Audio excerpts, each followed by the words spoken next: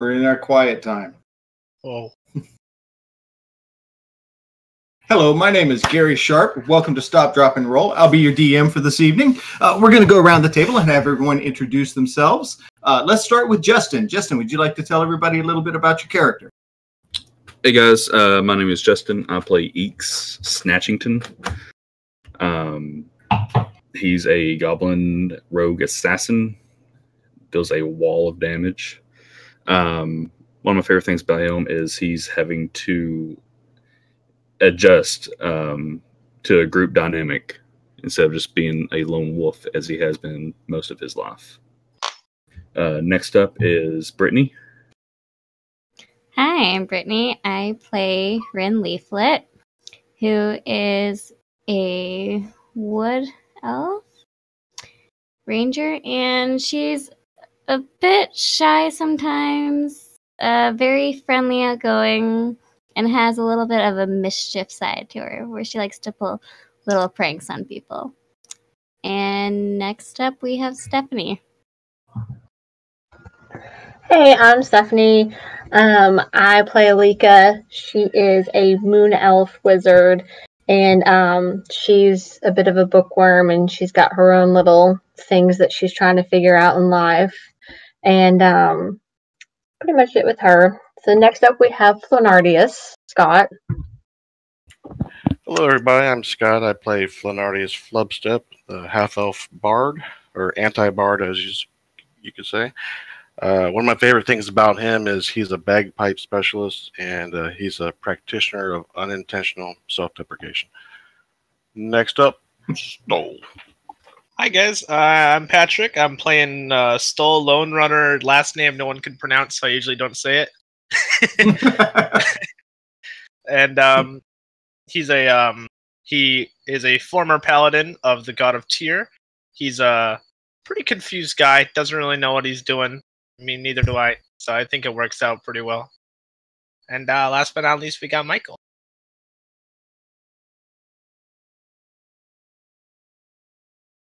We got Michael. Michael! I fixed it. Okay. Okay, there you go. Didn't work. Got put on push talk. Well played. Hi, I'm Michael. I'm playing Calisan, half-elf bard. Wow, I'm already losing it. Wizard. Favorite thing about him is he's got a very nice mustache that I wish I had. It is a very nice. Also, his special move is being smooth AF. Oh yes, as Tessa can testify to, I'm sure. All right, so those high knees. Mm. Yes, yeah, the high knees. That's what pulled her right in. Oh yeah, high knees.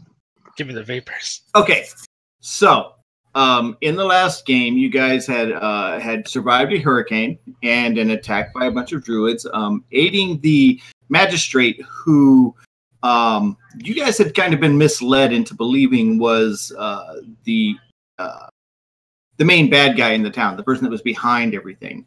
Upon some investigating in this house by Lika and Eeks, you found out that maybe you guys were a little bit wrong, but you came to this knowledge a little bit too late.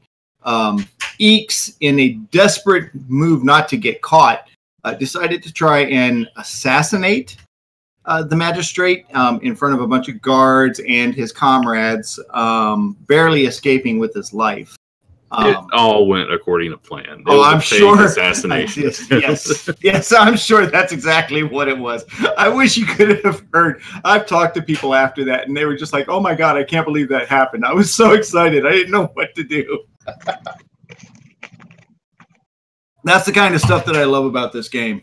All right, so you returned after defeating the group of druids and seeing them captured and slaying Valko, the leader of the group, and Cassandra, his daughter, and looting the bodies, of course. Except for you, Stoll. This is the first time you didn't loot anything. You guys returned to the slaughtered hog and took some rest for the evening. You came downstairs the next day to be met by Captain Piltrop of the Town's Guard, who informed you that the magistrate wanted to see you. And that's kind of where we're going to pick up today. You're escorted through the town to the magistrate's home, and in the light of the morning, you can see the full extent of the damage from the night before. Many of the homes have no roof. Some are even missing siding. There's carts overturned in the streets, and there's not too many people out and about yet. Those that are just kind of looking through the damage, they've got that glazed look in their eye of people who have survived this a great ordeal. You see a group of 3 men who are already starting to gather wood and some boards, some shingles, to start working on what appears to be an orphanage in the poorer side of town. And as you approach the magistrate's home, you see that the roof is missing on the east side of the home, which would be around the back area of the home. You know where that is, Eeks and Flenardius. That's kind of where you guys encountered the large armored form the first time. And you see a lot of scorch marks on the ground where lightning has struck around the home, almost as if the home's was being targeted. Standing in this place before the door is the large armored figure. He's just kind of staring ahead, and then the helmet turns to view you guys as you approach, and then it just begins to look forward again, ignoring you.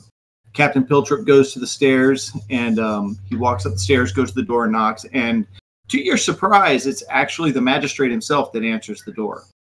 It's early morning. He looks a little, worse for wear still, looks drained from the night before.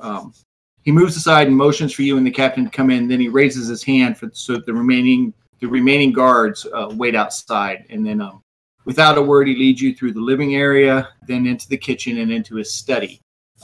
Lika, you and Eeks, you're both kind of familiar with this area. And it looks a little overturned and like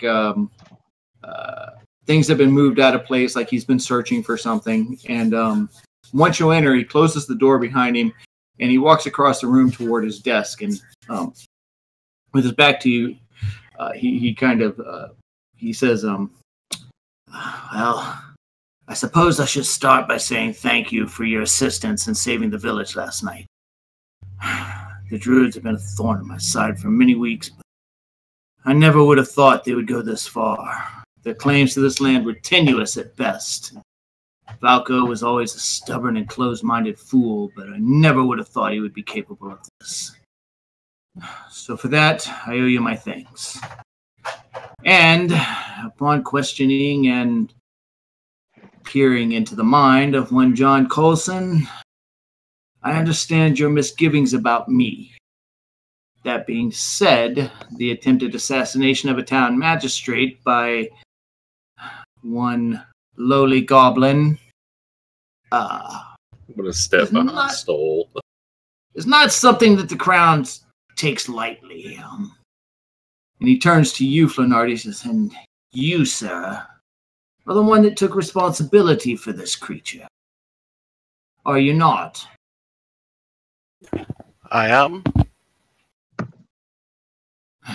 Well, perhaps before this is over, we can come to an arrangement.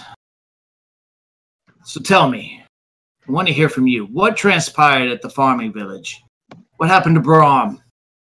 And also, I'd like to know who your new companions are. Did we kill Brahm? Or did he get away? No, we killed him. Okay. He's dead. You killed it. Remember, you went down into the cavern, and you actually delivered the killing blow. I've delivered so many of those.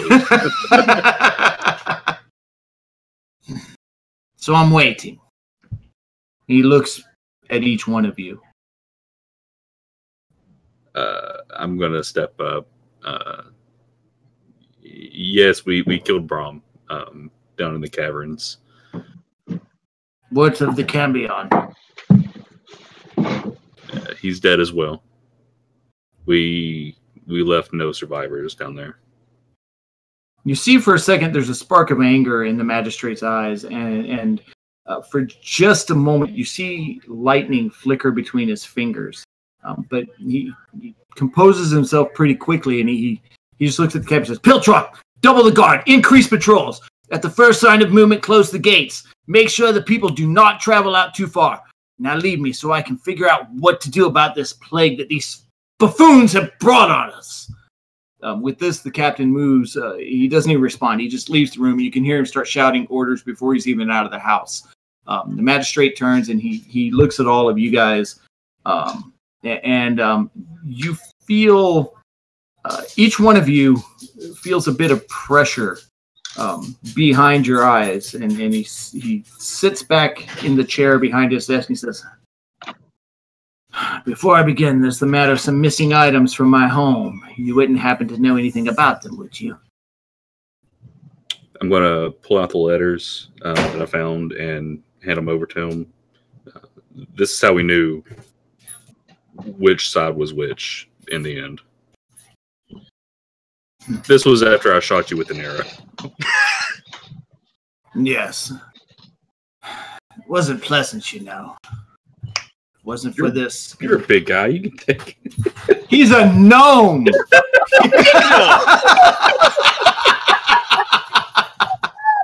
I need each of you to do a wisdom save. Wait, can I tell this is a spell? Yes, you can definitely. You feel a spell going on as the pressure in your heads begins. That's not a check; it's a save. Oh, okay. Yes, you want to do a save. Can I cast counterspell? Oh, well, I'm good then. You can cast counterspell. I'm screwed. I'm gonna do that. And you see as he glares across the group, you see a moment of puzzlement on his face, and a little bit of frustration, and he looks directly at you, Calisan. And you see a bit of a smile across his lips. And he turns to Lika, and for a moment, he just kind of lets his face linger on you for just a moment longer than the rest, Lika. And is there anything else of mine that you have? Depends on what you're looking for. A ball made of glass. I'm going to reach in my pack and grab it out and be like, oh, this one? He stands up from behind the desk and walks around and extends his hand out. I'm just going to kind of hold on to it for a second and be like, so who is on the other end of this? You have no idea what you brought down on this settlement. He leans back against his desk and he kind of sags for a moment. He says, Brahm and those so-called followers of Kelemvor. They came to me, they traveled with me to this village 5 years ago when I was posted here. I had no idea at the time who they were or what they were sent here to do. He stands, walks around behind his desk and sits down, kind of puts his fingers together and rests his chin on his hands. Shortly after we arrived, a sickness fell over the town. It was horrible. So many people died. It spread like wildfire. Within weeks, we had dozens dead. Hell, most of the original settlers were killed. I did all I could. But my power is more in dealing justice, enforcing the law. I wasn't prepared for something like this. Then he came. Like the angel of death, he rode into town on his pale horse. Almost skin and bones it was. But not him. Thin, yes, but far from bony. He came into town with Brahm and the rest of his people, proclaiming that this town was now under the protection of the Dark Lord, Negron Keltor, the High Priest of Kelemvor. Called himself the Tally Man. He was a devil if I had ever seen one. Shadow made life. Finally, after he had begun to bring life back to the village, tenuous though it was, tried to confront him. He taught me the error of my ways. And with this, he pulls open his robe and lifts his shirt, and you can see lash marks down his stomach. And it was kind of carved into a very crude skeletal hand and scales that you guys have seen before. I was ordered to sign off on certain shipments to allow certain cargo to be brought in and out of the village. He has a book. In it, he keeps a ledger of strikes for people that he feels have offended him or the Dark Lord. He's brought a great many strikes upon this town. Those farmers, those followers of Kelemvor, they've been dealing with Drow through an intermediary, the Cambion that you killed. The same one it had to be. The cargo that they make me sign off on is a powder made from a fungus that grows only in the Underdark, something called Klumgul. Leaky, you recognize this word. Mushrooms of necromancy. They ship it out. They ship it out by the wagon loads in exchange for something precious. Children. My deal with the Tallyman allowed our children, my children, to remain untouched. The people of this village to be left at peace. Now you interrupted the supply lines. There will be a reckoning. There was a large shipment that was sent out 5 days ago, and from what you've told me, you've stopped payment from being delivered. Retribution will come. Matron Nawala will not let this go unpunished, or worse, he will come. You've brought disaster upon us. Why don't you just call the church and ask the Church of Pelor for help? You think we haven't tried? You think we haven't sent people and dispatched them? Just more graves to be dug. We're alone here, in this swamp. Far from the castle, far from the keeps. There's no help for us here. I did what I had to do. Protect these people as I was ordered by the king himself. And who are you to judge me anyway? Oh yes, I know you, Moon Elf. I've seen into your mind. You would betray your friends if that's what brought you to your needs. You're no better than I am. Yeah, but I'm not allowing an army of the undead to rise right outside my back door. What are you talking about? I've seen the necromantic supplies. Those mushrooms are used in necromancy. You don't think that he's allowing this plague to come through to have enough undead bodies to rise? I had not considered that. I was just trying to help my people. I'm powerful, yes, but you haven't seen him. You don't know what he can do. I do. You do? And he turns and looks at you, Callison. I've heard stories.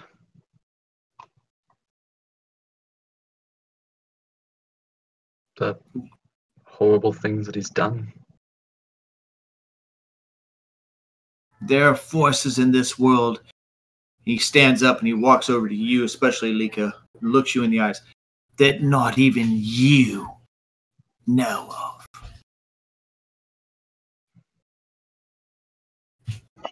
I wouldn't be so sure of that one. Now, he extends his hand out. I ask you again for my ball. Give it to him, Lika. I glare at him for a minute, and then I finally hand it over and just say, you still haven't told us who's on the other end. It doesn't matter. We're leaving.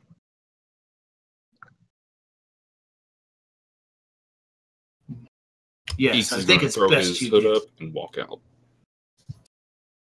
he turns and he walks over to a new box that you see.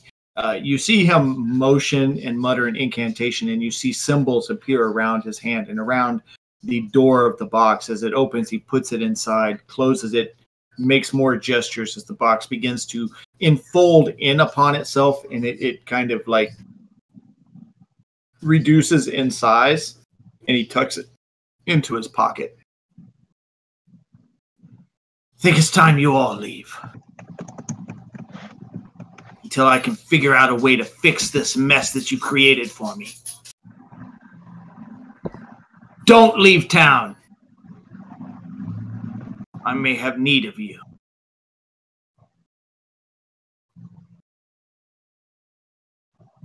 And with that, he waves his hand to dismiss you. Will gold fix anything? Gold? Yeah. What do the drow need with gold? I don't know. No, they've got a purpose for these children. I don't know what it is. And believe me, it's not something that I've wanted to be a part of. But these are street urchins. I did what I had to do. Less valuable.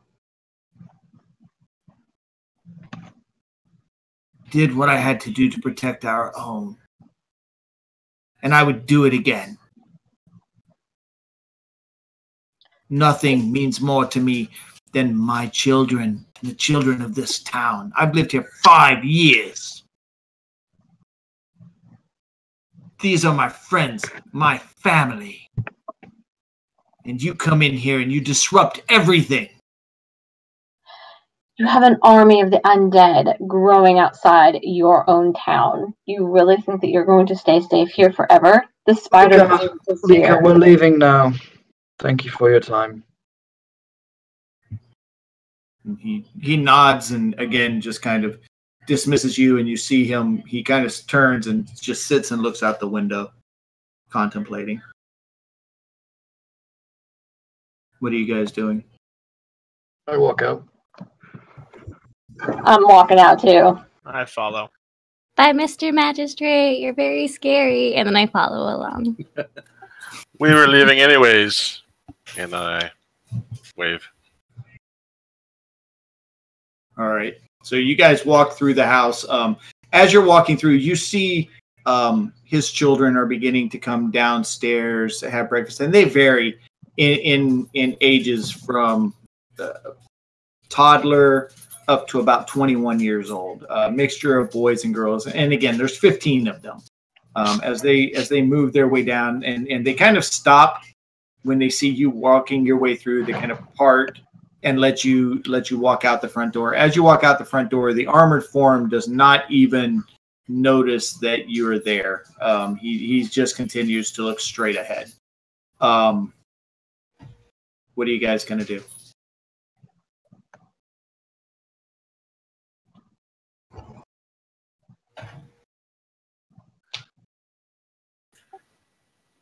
Are there people working on rebuilding the house? Yes, you see now people are starting to move out. They're starting to begin putting shingles up, trying to find wood, doing whatever patchwork they can initially, and some of them are helping each other.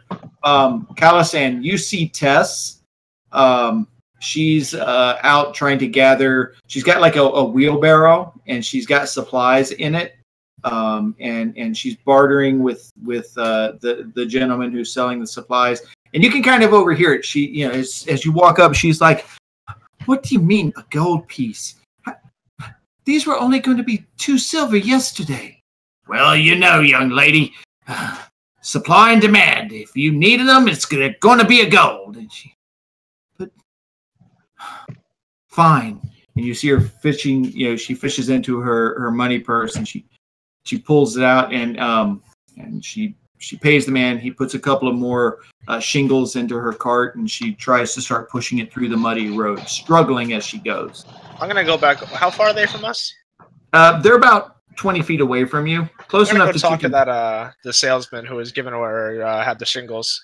Right, you approach him, and he looks up, and he goes, "What do you need? You need more shingles? You need nails? What you need?"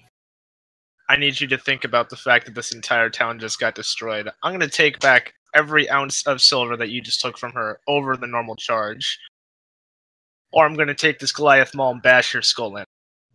Roll an intimidation check. Oh, you already did. He was once to bet. You heft the maul up over your shoulder, and you kind of glare at the man.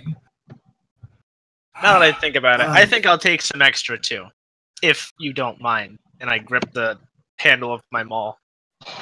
And you can hear the leather on the end of the maul, just kind of like as you kind of wrap your hand around. He's, for you, sir? Of course not. And he reaches into the as a matter of fact, here, give it all to her. It's on the house. And he hands you back the gold piece and a couple of extra silvers. And good business. There's a young boy deciding to, what are you looking at? Hurry up and get back to work. And you see him kind of backhand him, and he starts hustling him off into the little, it's not even a storefront. It's just like a tent that he has up.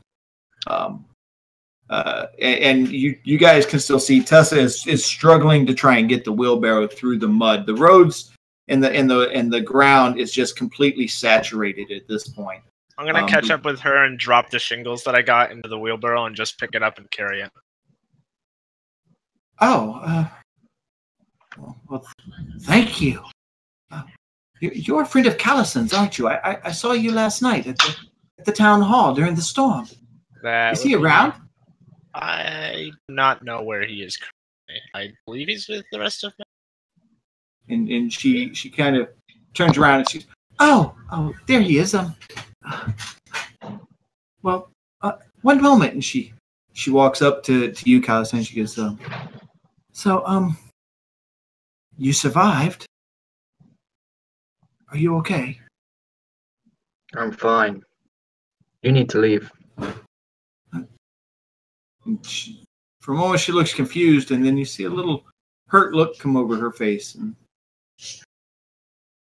okay. No, not. Leave me. You need to leave the town. And where would I go? Everything I have is here. I don't know, but it's not safe here. And she looks at you. She goes, "You look scared. What's wrong?" It's nothing. You look into her eyes, and for a moment, you see she's hurt a little bit, but she nods and she goes, I've got to go fix my home. Maybe your friend is he handy with a hammer?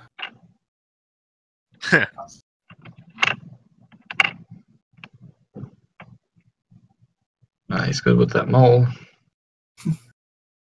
Yes. I'm sorry if I offended you. You did nothing wrong. Okay. Well, I've got to go. And she turns slowly and she starts to walk away. And for a moment, she starts to look back. And she just turns and walks up beside you, Stoll. And she's like, my home's right over here. And she leads you down the road a little bit. And then there's like a small turn. And you go to an area that's like very small, poor homes. You see several, you don't see many men in this section of town, but you do see a lot of women with young children, older women, young women. It varies, but there are no men in this area, and the women are desperately trying to rebuild their homes. Most of them seem like they're frontiers women, like they're used to doing this kind of work. And some of them seem like they're not quite as adjusted to it. And Tessa is one of those. You see her take some of the shingles and some of the boards, and she like tries to figure out how to start replacing the windows, the window frames and stuff in her home. I'm gonna reach down and hand her back the gold piece and the silver that I took from the salesman, and I'll just leave the shingles there and I'll leave it to her. Thank you. Thank you very much. And she gives you a big smile, and she kind of nods. And never met a Goliath before. Not many have. You see her kind of studying you for a moment. Her eyes kind of intently look you up and down, and she kind of turns her head to the side to take a look at the side of your face and look over at the other side. And she gives you a smile and she goes, "Thank you."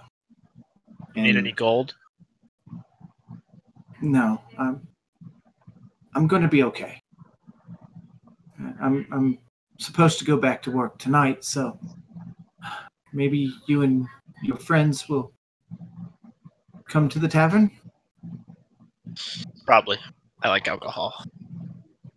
Yes, I'm sure you do. Trust me, I'll take good care of you if you guys come tonight, all right? I'm going to reach into my bag and pull out 5 gold and just like leave it in the wheelbarrow. Give me a sleight of hand check.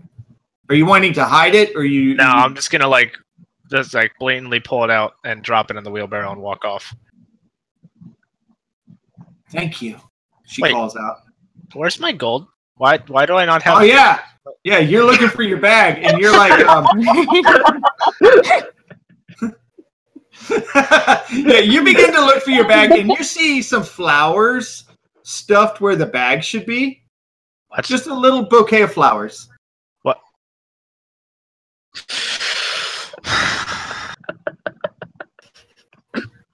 Well, thank you for your help.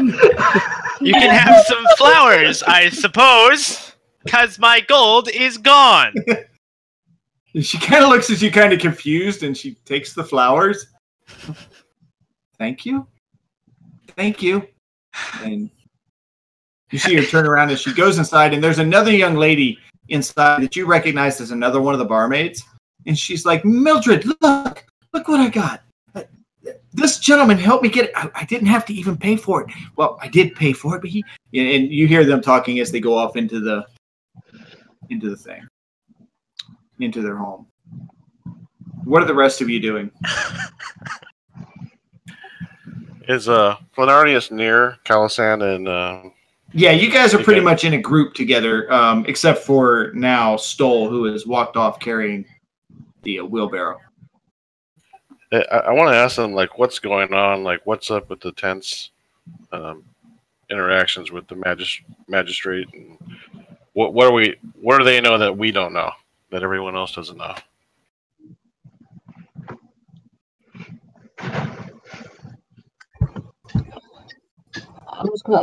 There's notes that we found in the magistrate's office. The ones that Braum was using to blackmail, they were including ingredients for necromancy. And Kellenbor has been known in the past to try and create undead armies through necromancy. Okay, and Calisan, why do you want to leave so quickly? What's the actual danger? We just need to leave. I fully agree with Calisan. What about all these people? Shouldn't we try to help them? They can't be saved. They don't want to see the danger. I'm not worried about the undead army. What are you worried about? I'm going to my room, and I walk to the tavern.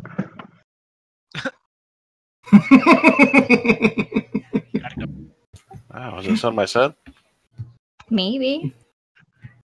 I'm going to follow Calisan. Okay. So you see Calisan walking on ahead. His body language is one of someone who is very much on edge. You see him kind of like pull his cloak in around himself, and he's walking very fast to the room. He's not even acknowledging people who are beside him. He's kind of looking at the ground, walking very, very stiffly and pulled in. Flores wants to follow them stealthily. Okay, give me a stealth roll. Wow. Flonardius, you kind of blend in with the groups of people, kind of shifting from group to group as you watch Lika, who's following behind about 10 feet behind Calisan.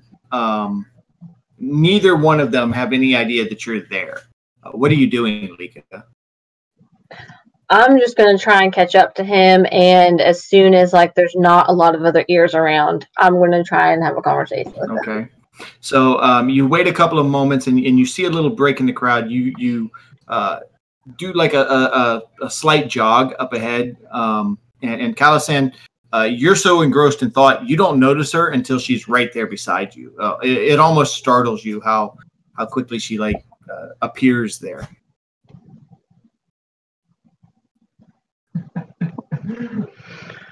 What do you want, Lika? I think you and I should have a little conversation because you seem to know a bit more than most others do. I don't know what you mean. Insight check. Yes. Yeah, I'm going to insight check this. Good thing Stoll's around.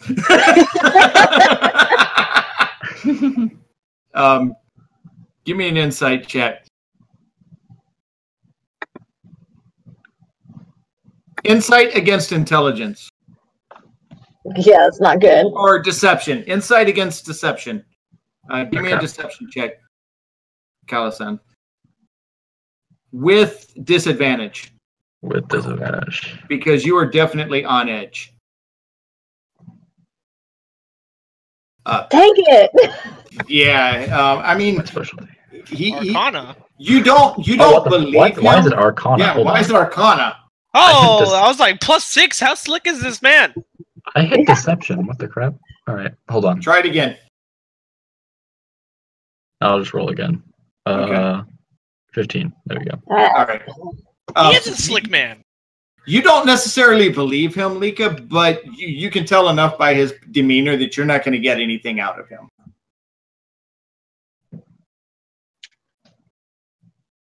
I'm just going to be like, you've seen things along the way because I've seen your reaction when he mentioned Negrond, and I see how fast you want to leave this town, and I know why I want to get out of this town. So I know there's more that you know that you're just not speaking about. I'm trying not to die. Aren't we all? Well, actually, what we're dealing with, it is a fate worse than death. It really is. You have no idea. Do you? Oh, I think I do. Insight check, Calisan. The Battle of Insights.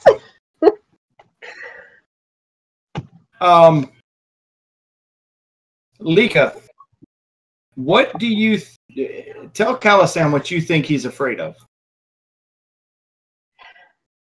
I think that you're afraid of the Lich coming back. And I think you know just how easily that graveyard can turn into an army of the undead. So that's what she's thinking, Calisan. And you've got a good idea that that's where her train of thought is. I don't need to cast Detect Thoughts to know what you think I'm afraid of.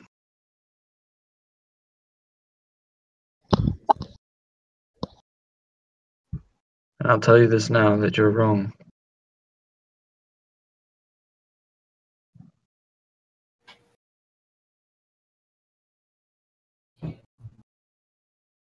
I just know that you know more than what you're letting on. And you've got caught up in something with Kellenvor in the past.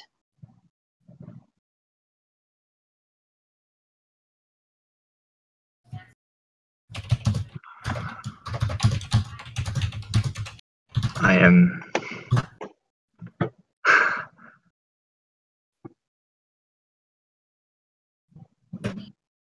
Because only those that know what the danger in this town is capable of would be as ready to leave.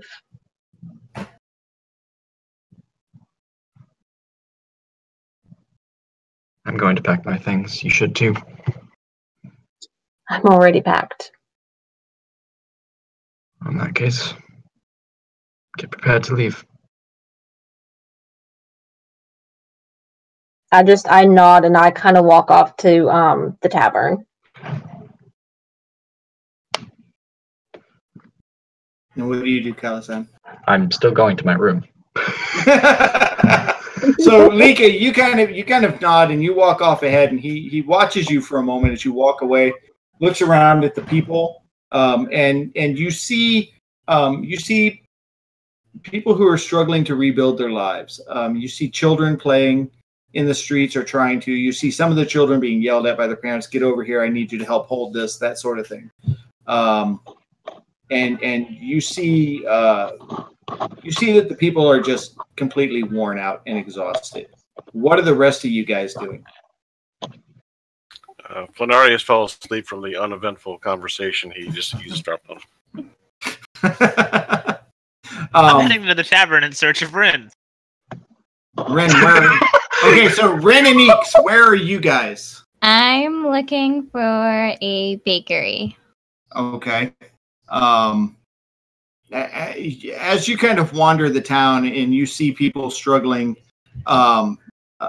you do come across a bakery, but it's not open for business. The baker, a large man with a black mustache, in an apron, that instead of being covered with the usual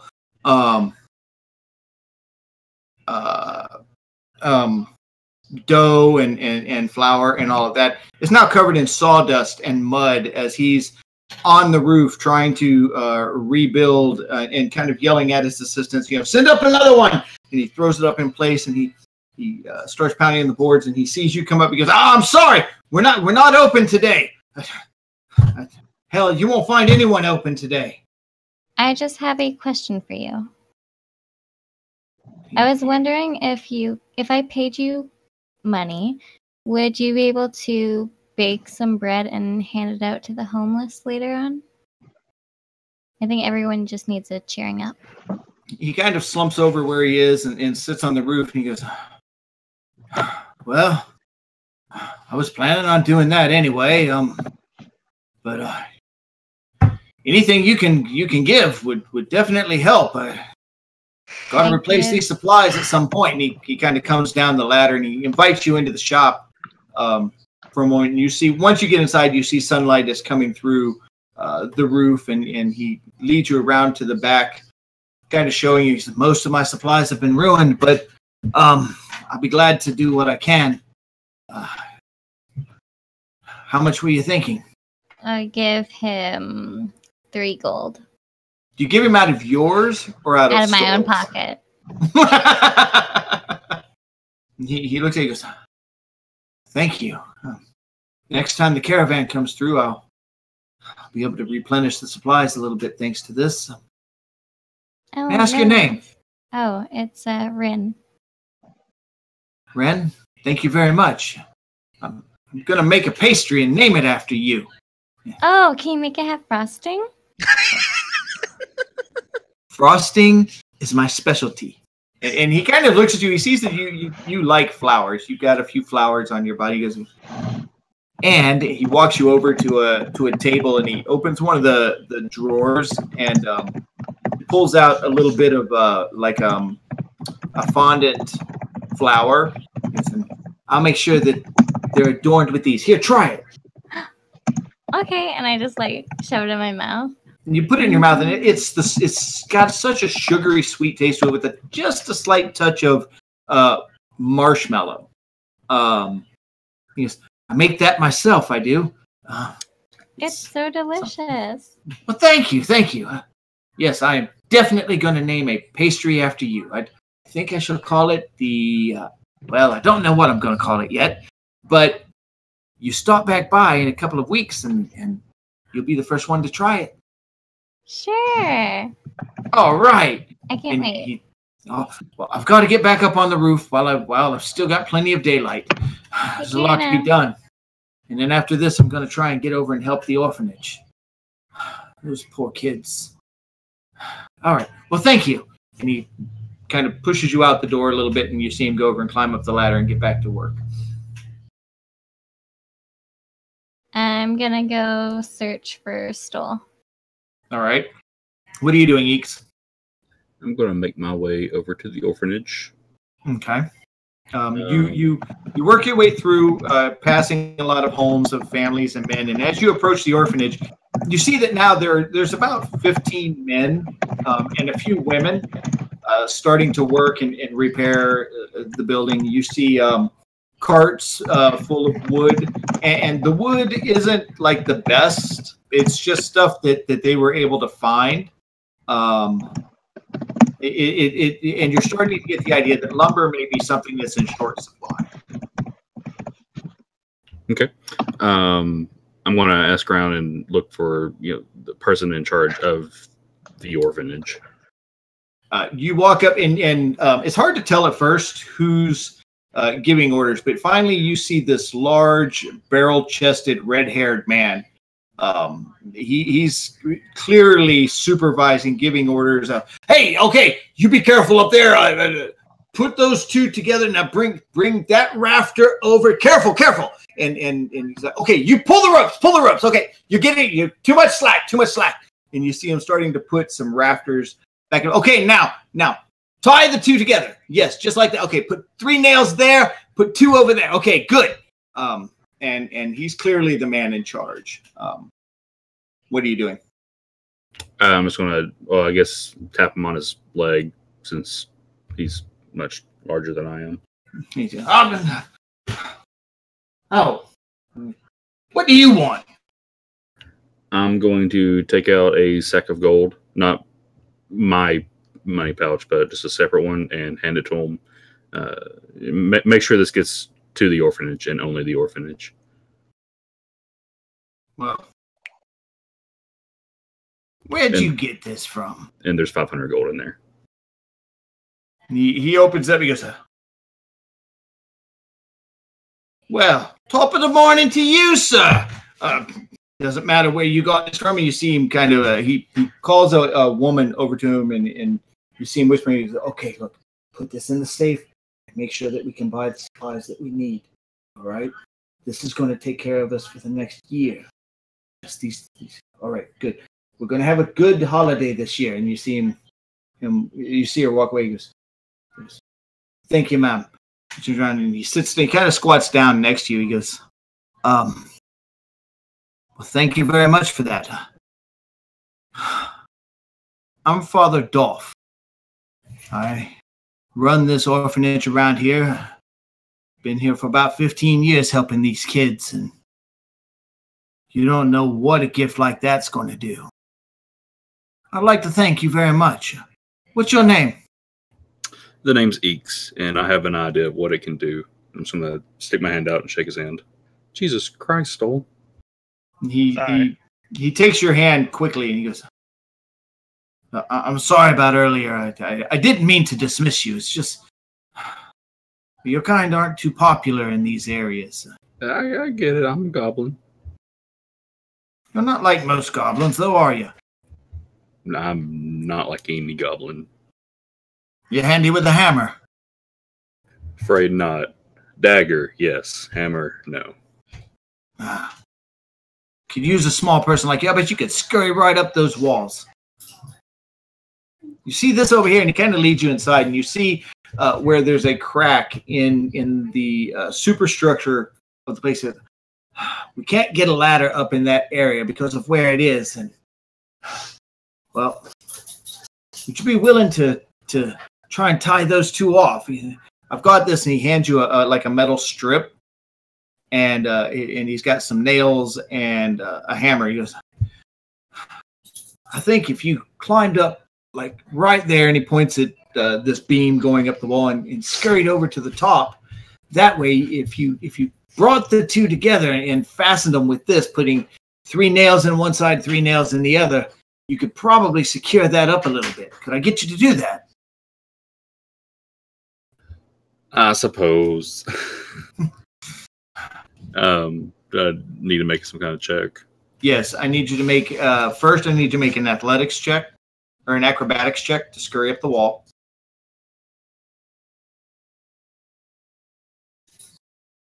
And then just a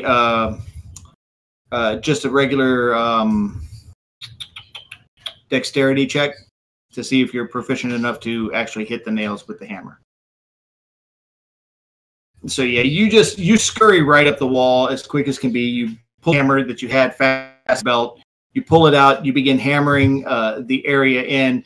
It takes you a moment to realize that you kind of need to loop something around one of the beams to try and pull it a little closer to the other. And after a few moments, you're able to you take off your belt. You're able to wrap it around. You pull it over and you fasten the two together. And as you're up there, you see that a bunch of the children are now gathered around and they're watching you. And you can kind of hear them go, "Man, I wish I could climb up a wall like that." "Me too. Goblins are so cool. Look at him. Look at his skin. I wish I looked like that." And yeah, and you just kind of hear them, and it's kind of unsettling for you. You've never been like openly accepted like this. You scurry back down the wall, and some of the kids just kind of look at you with awe.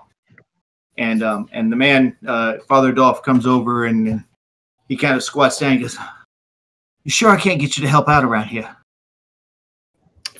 Afraid not. My group needs me. Well, they're kind of helpless without me. I would imagine so. I saw you guys last night. I saw what you did for the town. Thank you. Thank you for saving these children. I'm just going to nod and put my hood back up and walk off. And as you do, you have to kind of walk through some of the kids and just to see them smiling and looking at you with a little bit of admiration and envy. And you hear one of them go, "I'm going to be just like him one day." As you walk by. Where are you going? Just back to the tavern. To my room. Okay. Ren, you see Stoll coming out of the alleyway after he had dropped the stuff off for Tess. And he's just kind of he's walking, he's not really looking around. You run over to him. What are you guys doing? You see her approaching Stoll with a big smile on her face. Considering I found flowers in my pouch, where's my gold? Oh, that. I just reach into my bag and grab his pouch and I just throw it at him. Why?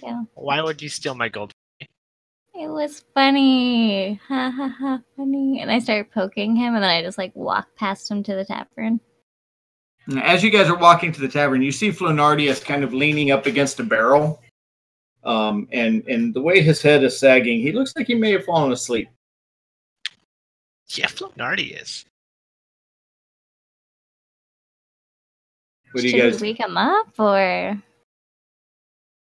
I'm gonna head over and I'm gonna crack open my my big old jug of liqueur and I'm gonna give him a little sip. So you're sleeping there, Flenardius, and all of a sudden you smell this liqueur under your nose as he kind of kind of like moves it around under your nose, and then you feel him pull your head back, pull your fro back, and he just begins to chug it down your throat for a moment, and he pulls it out and lets your head go. You cough for a second, kind of sucking in a little bit of alcohol into your lungs. You're welcome. And then I smash the container on the ground. It wasn't empty. I know. Okay. I want to like shatter it. So is that a strength check or can I just Nope. it? You just throw it on the ground and it shatters. And then a few of the people are startled and they all turn in your direction. And you see this beautiful liquid just flowing over the boards and down into getting soaked up into the dirt. What are you doing, Flo? After gagging a bit and trying to assess the situation, I realized that Lika and Calisan are no longer there, and I failed my mission, and I've got this nasty taste in my mouth. It tastes good. It's blackberry liqueur. That stuff was expensive. God. That's nasty. Well, what are you guys doing? We're meeting everyone at the tavern, I think. Okay, I'll tag along. I'm gonna go see what I can do, see if they're still open. If not, I'll try and open the place back up so I can buy everything they possibly could own. All right, so you guys approach the tavern, and you see a lot of the patrons. They're desperately trying to get the place up and running. You see Bella out front, Midge to a lot of the people who are close to her. You see one of the guys going, "Hey, Midge! Okay, what am I gonna do with these? You want these brought inside? You want them around the back?" She's like, "Take them around the back. I've told you a dozen times." And so he's like putting some things of wheat on his shoulders as he's walking around the back. There are men, older men up on top. They're like hammering the boards together. None of them are skilled labor. The shingles are now looking kind of haphazard, but the work's getting done. And she's got like a couple of things of ale outside that she's paying them with as they're all kind of drinking and working. And it's early in the morning. It's still like 9 a.m. And they're already starting to drink, and she's giving orders and trying to get things going. As you walk into the place, the tables are still overturned. You can see the one that you guys had overturned next to kind of cover Coulson the night before. It's kind of upended and on its side. And there's a little bit of water standing on the floor still from the leaks from the night before. But some of it's drying. You see an older man trying to like mop it up and push it out the door. He's kind of like just pushing the water along. And as you approach, he pushes it right onto your feet. And he's like, sorry, didn't mean to do that. As he continues, he doesn't even look at you. He's just continues going on. You should get your big feet out of the way. And he continues doing what he just continues mopping as you walk on in. How much gold did I have? Do you remember? Yes, I actually do. I took a note. That's good. Because the numbers are gone. Because right now you have none. Yeah, it's just empty. So I'm like, no, Rin gave me the pouch back. Did she? Yeah. What a great prank. Okay. You had 409 gold pieces and you had 7 silver pieces. Hell yeah. How long was it that you had that? Was it like 2 weeks? No, I literally had like 50 gold, and then I robbed every inch of the town. Yes, he did. And now I'm gonna save everyone. I'm a savior. I'm a good guy. Hey. Yeah, you're a real good guy. Hey. All right, so Calisan, you're upstairs in your room. Are you packing? I whispered to you what I'm doing. I saw that. I wasn't sure if you were serious or not. I'm serious. I'm very serious. Oh God. Okay. Lika, what are you doing? I wanted who were people that Cassandra hung out with? Would I have seen like people that knew kind of Cassandra? You remember a large gentleman with a scar on his face named Sully. And he actually is there. He's one of the guys that's working on the outside of the building. He's putting siding on the far side, and he's a very large man.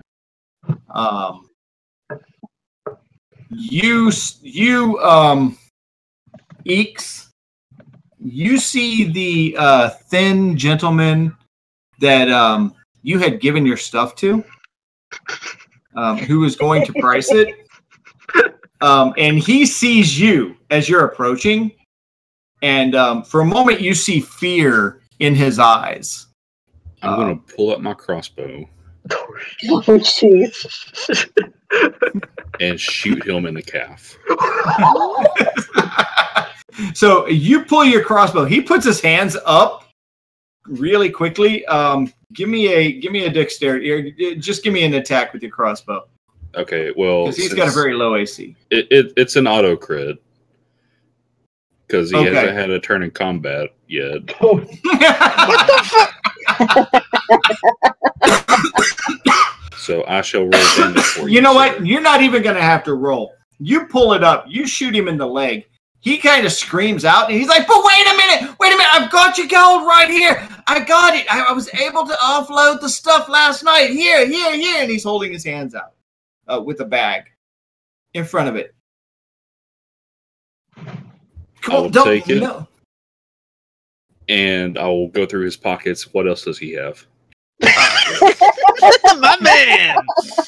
He's got like 20 silver on him. And he's got a powdery substance that you're not really familiar with. Snort it. In another pocket.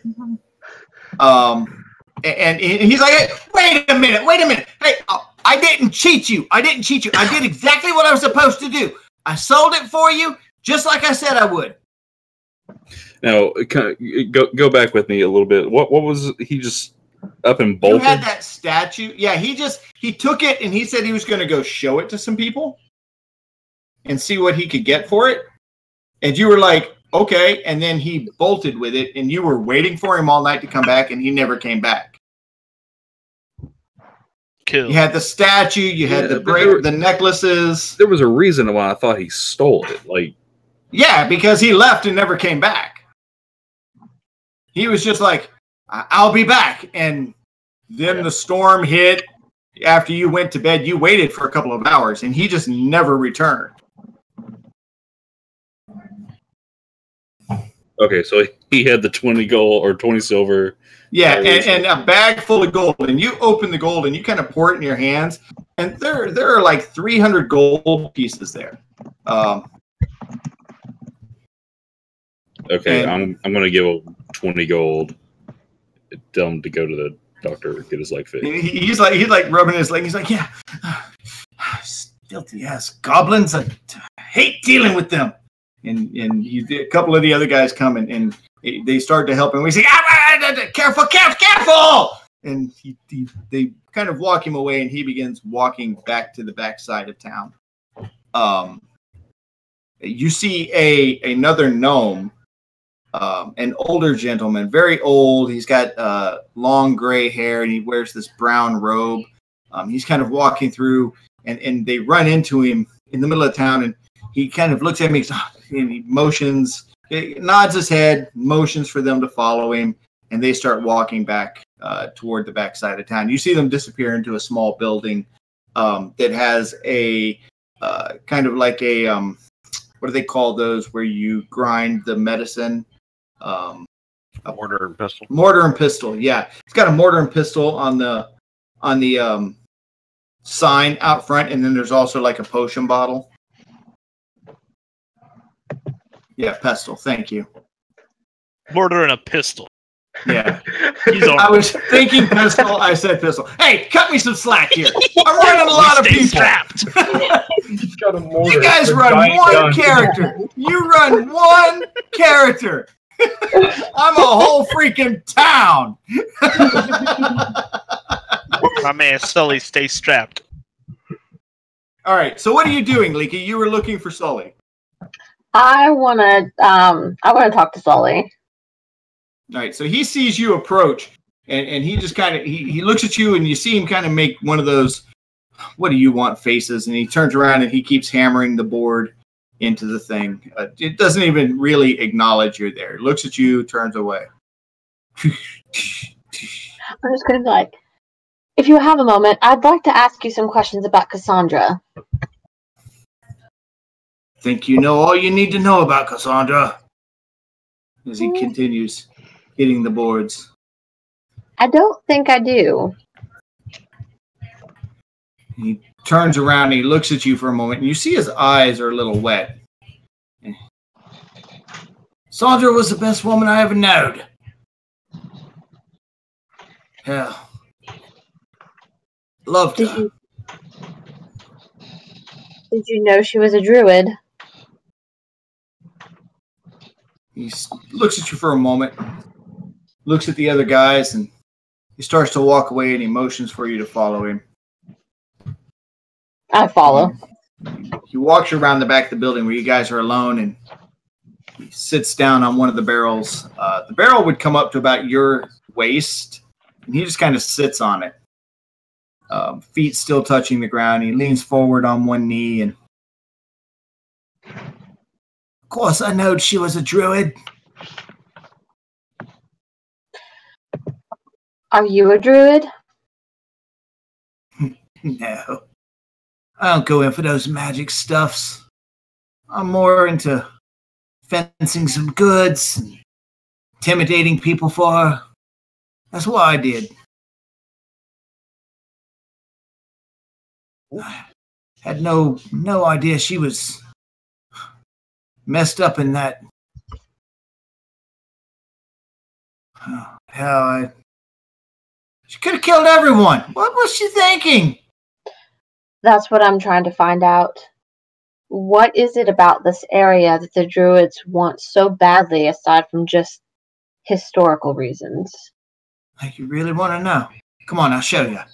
And he stands up and he leads you out back in front of the building, and he takes you through the town to this little park area. And as you go in, you see that there are these mushrooms that are growing there. They're kind of purple and a little bit sparkly. And he bends down, he picks one up, and he turns around and gives it to you. He goes, "You see these? These were special to them. They use them in a lot of their spells and a lot of their potions, if you will. They have a healing property. But when you put it on your eyes, that's what really made it special. It would allow you to almost look at the sun without any damage whatsoever. It was amazing stuff. Anyway, he drops it down to me. They were in these forests long before we were. These swamps were their homes. They said that the settlers that first moved here drove them out. Now, I don't know anything about that. I wasn't here then. I came in with the second group. Not with Brahm and the magistrate, but I was one of the settlers that they brought in after that. Start a new life in Philian, they told me. Hell, I was better off in Orin. It was a dirty city, of course, but look at this shithole. But once I got here, what else could I do? Anyway, the druids, they claimed that this is where their gods lived. The old gods, not the ones that we serve, not Pelor. What gods specifically do they serve? Oh, hell, I don't know. I didn't pay that much attention to her. She's half crazy, but I loved the woman. Hell, who wouldn't? Did you see her? Did she like spiders? Spiders? Why would she like spiders? I mean, she was a druid. She liked all animals. Of course she likes spiders in that way, but what are you getting at? Kind of leans forward. I'm just curious if one of the old gods they served happened to come in the form of a spider. No, they were more into the elemental things. Nature. You sound like you're talking about what them shithole drow worship. What was her name? Lilith. That's what they called her. No, the druids didn't have nothing to do with that. Have you seen anything? What do you know? Not enough to say, which is why I'm still asking questions and trying to find out what it is the druids are working with this land. What makes this land so special to everyone around? Oh, hell. I couldn't tell you. Look at this place. He digs down into the ground and picks up a clump of mud. He goes, it's a fucking waste of earth, if you ask me. And he throws it on the ground. But I'm stuck here now. Yeah, anytime you try to leave, well, no They don't one let you leaves. leave. What happens if you try to leave this town? He stands up and he turns to the west, and you see him look at the wall that is between you and the graveyard. It's our own private paradise, if you can call prison a paradise. But Cassandra wasn't here all the time, was she? Was she able to leave to go back to the rest of her group, or no? Yeah, the druids came and went. They had their ways. You ever see somebody walk through a tree? Kind of hard to stop that, isn't it? I watched her do it once. That tree right there, and he points over at a large oak tree. Like it was a fucking door. I swear. You know, it's like the end of the world or something. Things that you thought as a child was just make-believe. Seems like it's becoming real. You heard what happened over there in Orin, right? Hell, maybe I did get out of there just in time. Wars come and go over time. It's part of life. War. You're a funny girl. You know that? What do you know of war? Oh, just a thing or two, perhaps. Maybe. Hell, but if the rumors are true and what they tell us on the caravan is true, it was a war, all right. He leans in close and goes, a war of the undead. Can you believe that? That's the stories I've heard. You've heard them too. Hell, maybe I am better off here. If I were you, I would start looking for ways to get out of this town as soon as possible. Get out of this town. Let me tell you something, pretty lady. You're stuck here just like the rest of us. Get used to it.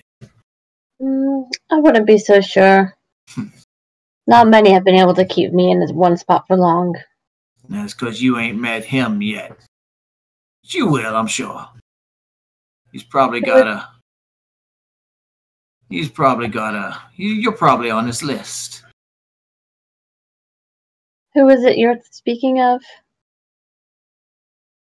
And with that, you see, for a moment, you see fear flicker in his eyes, and his face kind of goes slack for a moment. He looks around both ways. He leans in real close to your ear. The Tallyman. And he pulls back slowly. Now I've got to get back to work. He turns around and walks away.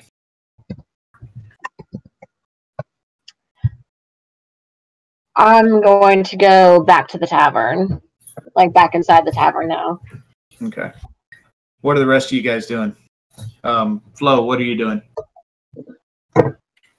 I'm feeling a little tired, so I'm going to go back to my room and try to get some Z's. Okay. You go upstairs, and as you walk by Calisan's room, give me a perception check. We actually share. Are we staying in the same room? Oh, you're staying in the same room. That's right. Roll perception. As you open the door, I peek through the keyhole. No, as you open the door to go in, you see Calisan. He's kind of leaning in the corner, looking out the window, and you see tears running down his face as this ethereal figure is packing clothes into a bag. You can kind of see through it. But he doesn't even acknowledge that you walk in. He's just staring out the window. I'm not interrupting anything, am I?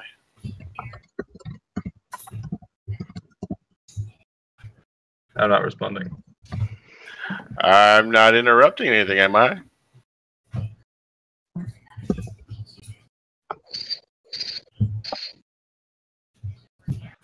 Alrighty. Gonna go walk over to Calisan and wave my hands in front of his face. He walks over, Calisan, and he just like he gets like works his way in between you and the window. You see this Fro come in place and kind of waving his hands and giving you a smile of like, "Hey, I'm here."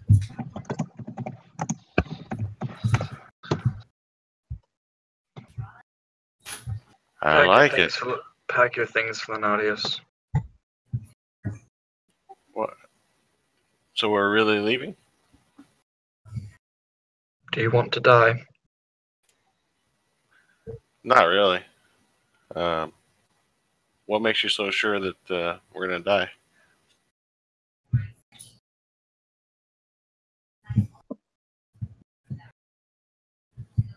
He's too powerful to fight. Who? Negron? No. Well, the tally guy, tally man. I'm looking out the window again. Have you faced this tally man before? No. How do you know so much about this tally man?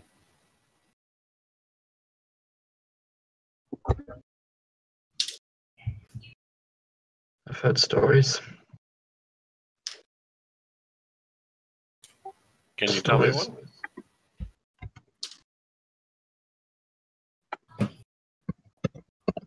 I'm gonna get comfy in bed, waiting for a story.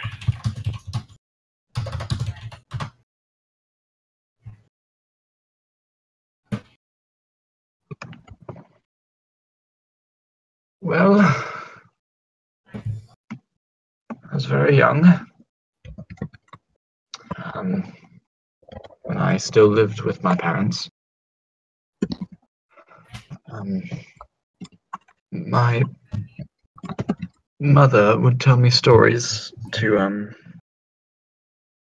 the whole stay inside at night because there's bad things out. And, there's one story that she told that kept me up for a while. But, I mean, it was just a story, so I eventually got over it. But,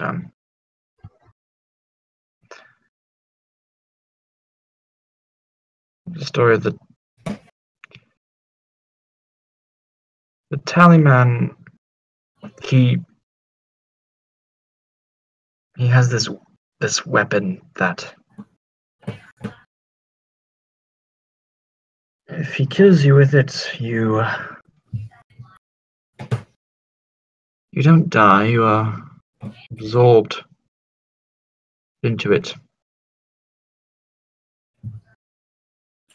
Like Legend it takes our soul? Exactly. And legend has it that on the whip you can see the tortured souls of the lives that he has taken.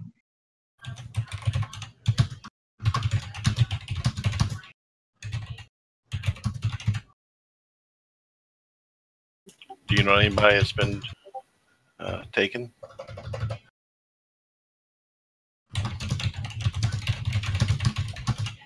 I thought it was just a myth, a story.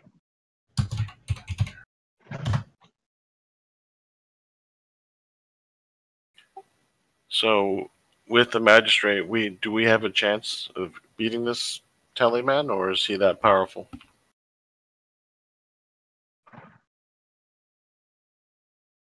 We have no chance.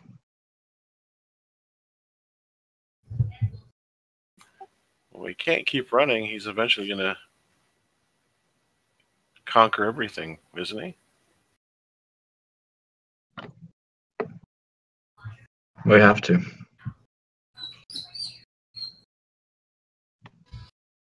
Is there something else you're not telling me, Calisan? They've told you the truth.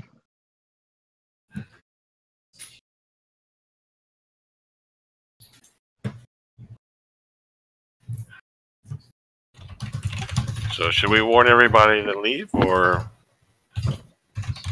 Yes, we're leaving today.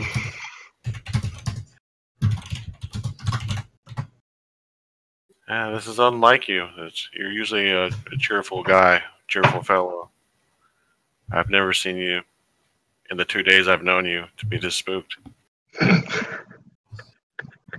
The 2 days. It's been so long already. It's such a short amount of time. It feels longer.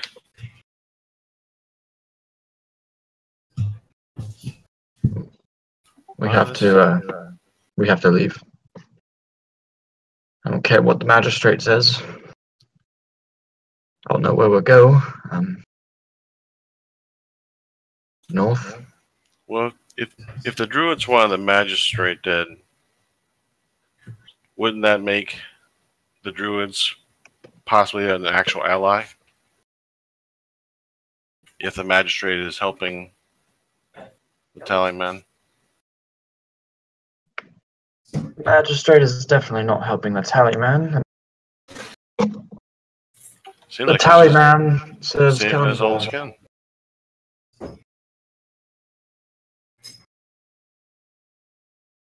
This town is doomed.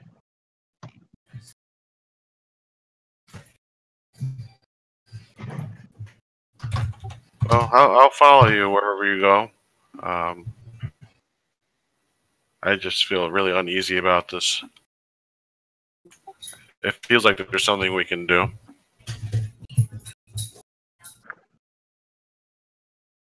There's no other option.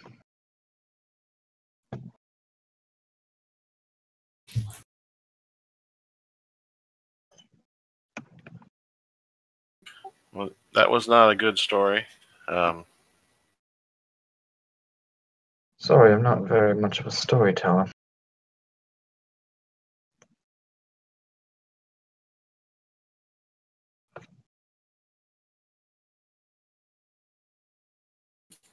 Does lost my train of thought. Hold on.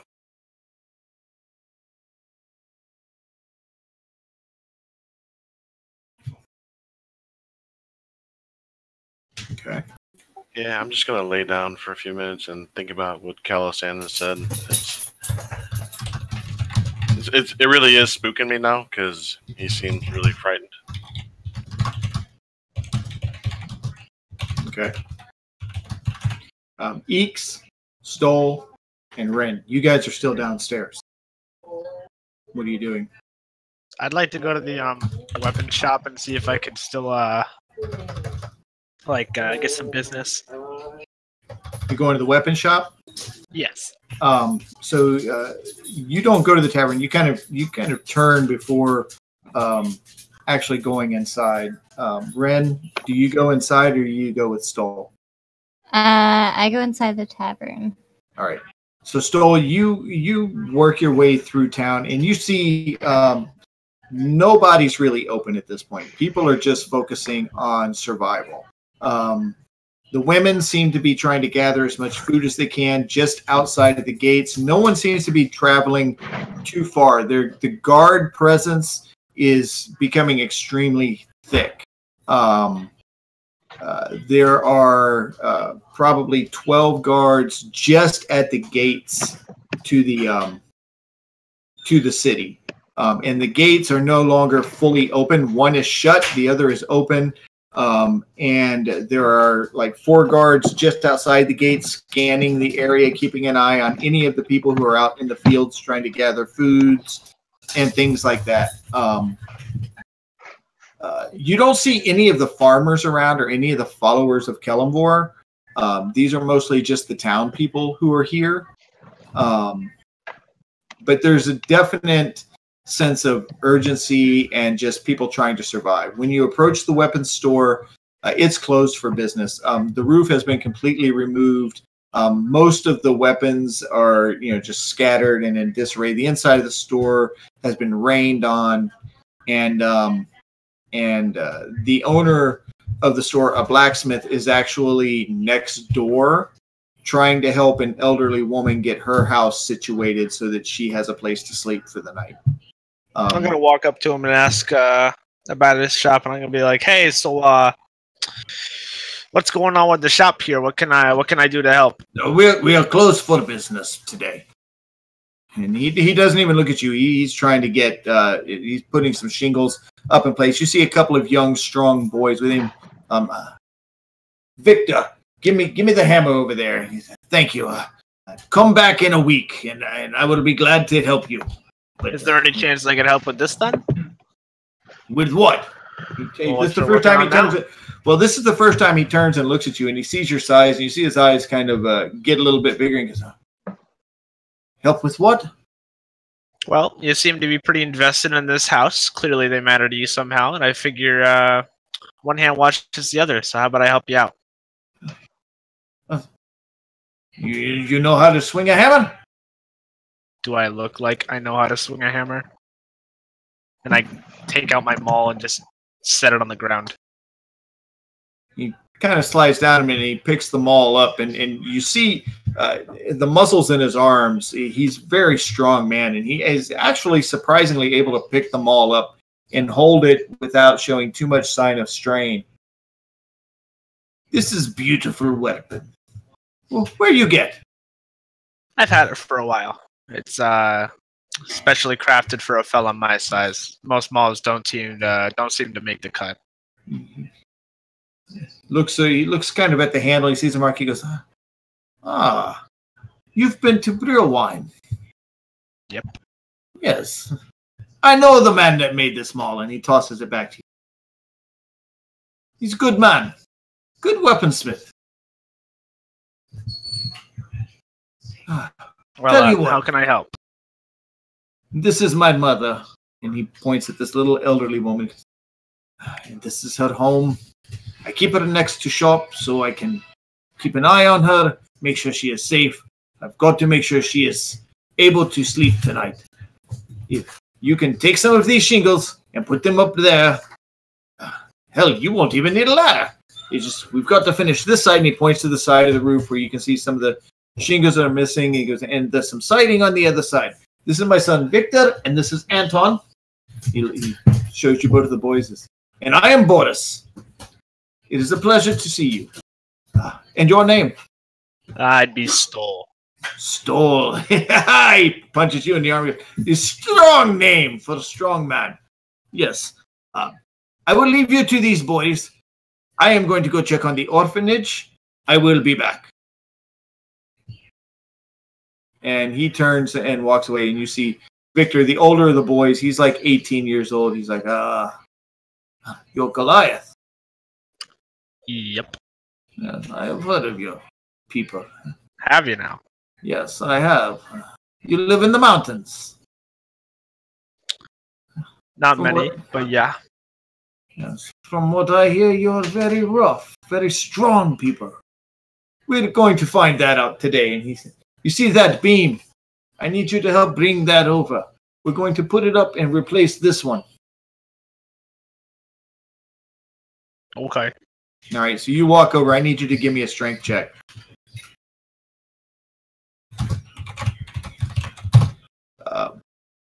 You have a little trouble grabbing it at first, and he kind of chuckles as you kind of try and figure out how to. It's cumbersome, and though you're able to pick it up, you're having a little hard time getting it. Hold on, I will help you. And he grabs one end of it. You take the other end. And, would that be strength or athletics? It would just be strength.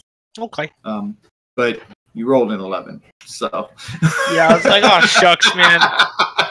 So he picks one side up, you pick the other side, and now it's kind of leaning because you're much taller than he is. You get over, and he kind of helps you position it, and you're able to give me another strength check. I want to see if you're able to lift it over your head. It's got some weight to it, and you're really surprised at how hard it is to hold up in place. But as you hold it, you see the two young men get up there and they begin putting wood wedges in place to hold it, and then they start hammering large nails, almost about the size of railroad ties, into it to kind of get it in place. And then they throw you a couple of shingles, and you help them get the shingles in place. And you work on it probably for about 2.5, 3 hours. The sun's beating down. It's getting to be about 1 or 2 in the afternoon now. Finally, you see Boris return, and he looks at the two boys. He's like, "They need you over there at the orphanage. Let me get mother settled."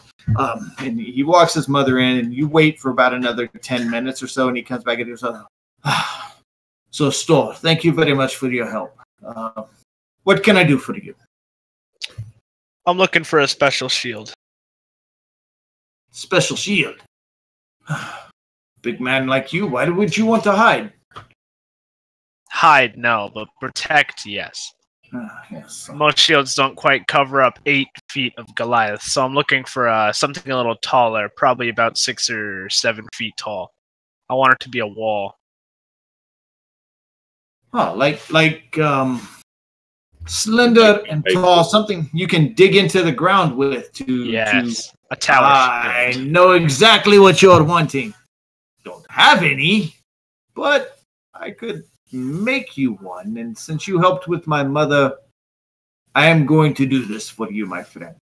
150 gold. That's very generous. How fast can you make it? Can have ready in 3 days.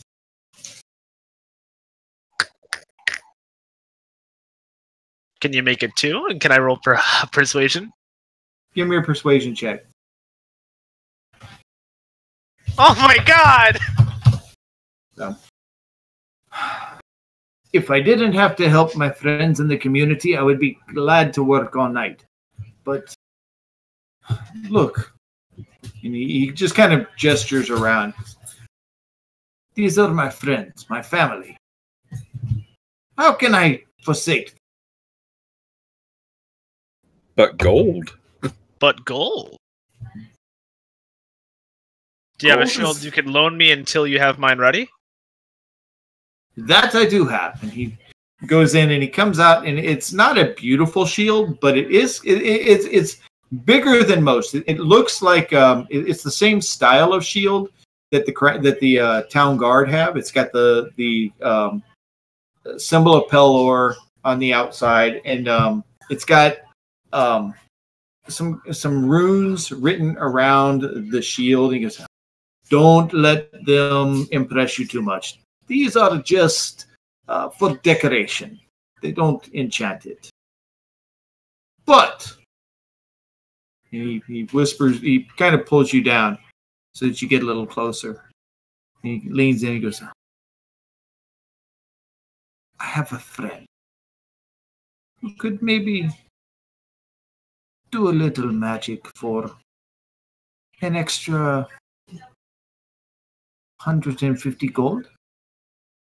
300 gold overall? Yes.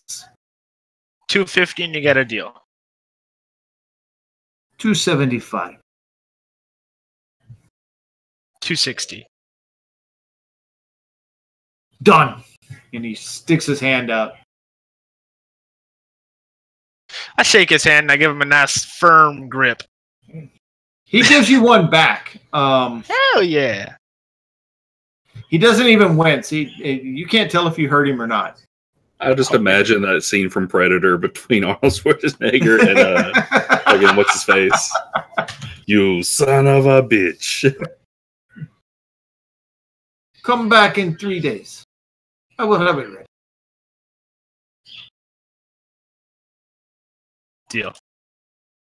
Deal. And thank you for helping my mother. If you need any other help, you can find me at the tavern. I don't seem to have much else to do around here. Look around. Everyone needs help. Yeah. There's no shortage of people to help. Touche. And I walk off. He turns around, you see him go back in. He's like, "Mother, what are you doing? You can't be dressed. You're going to hurt yourself. And you hear him slam the door behind him. Where are you going? Back to the tavern. Back to the tavern. Eeks, Ren, what are you guys doing? Enjoying a drink in the tavern. All right. So you're just sitting around watching everybody else work. You're kind of just sitting at the bar. You see that she's got some kegs set up that people are actually just helping themselves to, and you kind of walk over and you take some and you go back to the bar. You sit. You have no problem watching people work. What are you doing, Ren? I'm also going to be drinking. Are you actually sitting with Eeks? Yeah, I'm just gonna sit there awkwardly, just staring into my glass and drinking it. All right. You guys carrying on any conversation? I just look over at Eeks and I about to say something, and then I'm just like, nope. Go on, spit it out. Big drink. Well, I've never met a goblin before. I'm not even quite sure your name, to be honest. It's been a crazy couple of days. Name's Eeks. Eeks Snatchington. Oh, that's a very interesting last name. And how did you get to this whole group thing? Well, I was put in prison for Were you being a stealing? goblin, essentially. I was getting some thrown out meat. That's it. Were you They were smelling done with really it. bad? No, I was just a goblin. No. Well, that's very mean of them just to People don't arrest like you. goblins. Maybe because they don't know you well. Pretty much. Hmm. But no, got thrown in jail. That's where I met Flenardius, Lika, and a couple of others who aren't here anymore. What do you take about this whole situation going on? Can't make heads or tails of it. To me, it's all very confusing. I have no idea what's going on. I'm gonna hold up my mug and, say cheer. I'm just going to drink my drink really fast and grab another one. Ooh.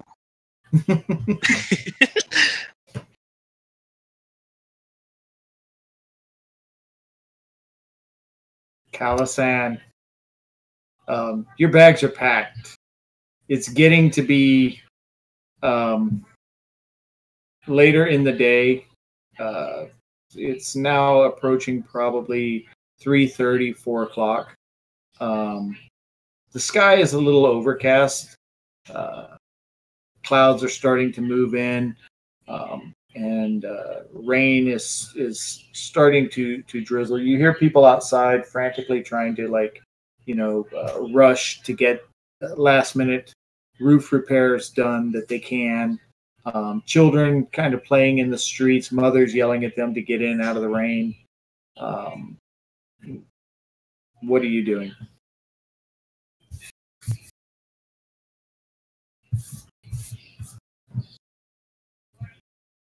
I think we lost Calasan. Calasan! He left. I'm alive. I'm alive. I forgot I muted myself. I keep doing that. All right, so so I'm gonna take about an hour, and I'm gonna be casting Find Familiar. Okay. And Flenardius, you just see appear on my shoulder a little gecko. Probably just a little bigger than my finger. And then I'm gonna try and seeing through her eyes. I'm gonna try and see scout to see if we're being watched by any guards, by the magistrate, around the house, around the tavern. Okay, so you send the gecko. It kind of scurries out the window, up the wall, and over the roof, and you do see a very heavy concentration of guards in your general area. Some of them are watching the inn where you guys are at. You see as it scurries from one end of the roof to the other, and you kind of scan around. You see Stoll approaching the tavern, and he's not being followed per se, but guards are keeping an eye on him as he's passing by. As it goes around the other side of the house, there are people who have a extreme interest in the tavern, but they're not dressed as guards, so you can't really tell exactly what's going on there. So other than that, there's a very heavy concentration, and it is quite possible that some of them may be looking at the tavern and keeping an eye on you guys. You can't really see the gates from where you're at this time. Is there any guards or stuff to the north? To the north, yeah. I mean, they're scattered all through the town. There's a very every person who is a guard is on duty right now. Okay. And a lot of them are patrolling the walls, the areas around the city. And you know that there's a heavy concentration toward the gated side, which is on the northeast or the northwest side of the town. Can I possibly see if there's a gap we could possibly escape through in the wall? Give me a perception check. Okay.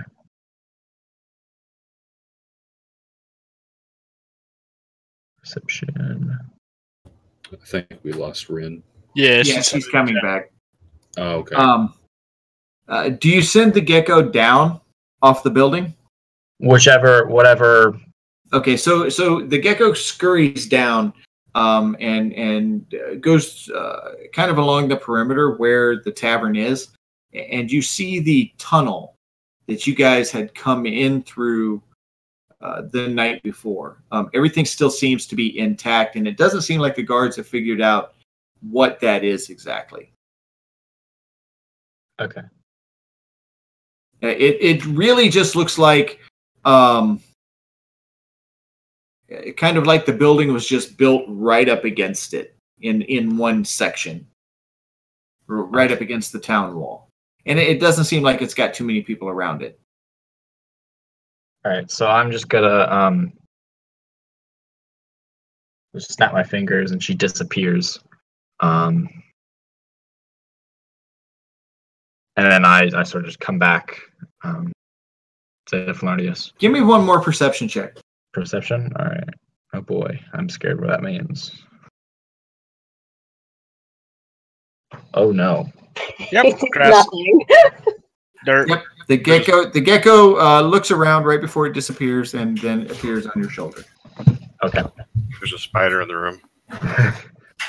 She just sort of crawls into my shirt. Okay. And you don't really see it anymore. The Gecko Man.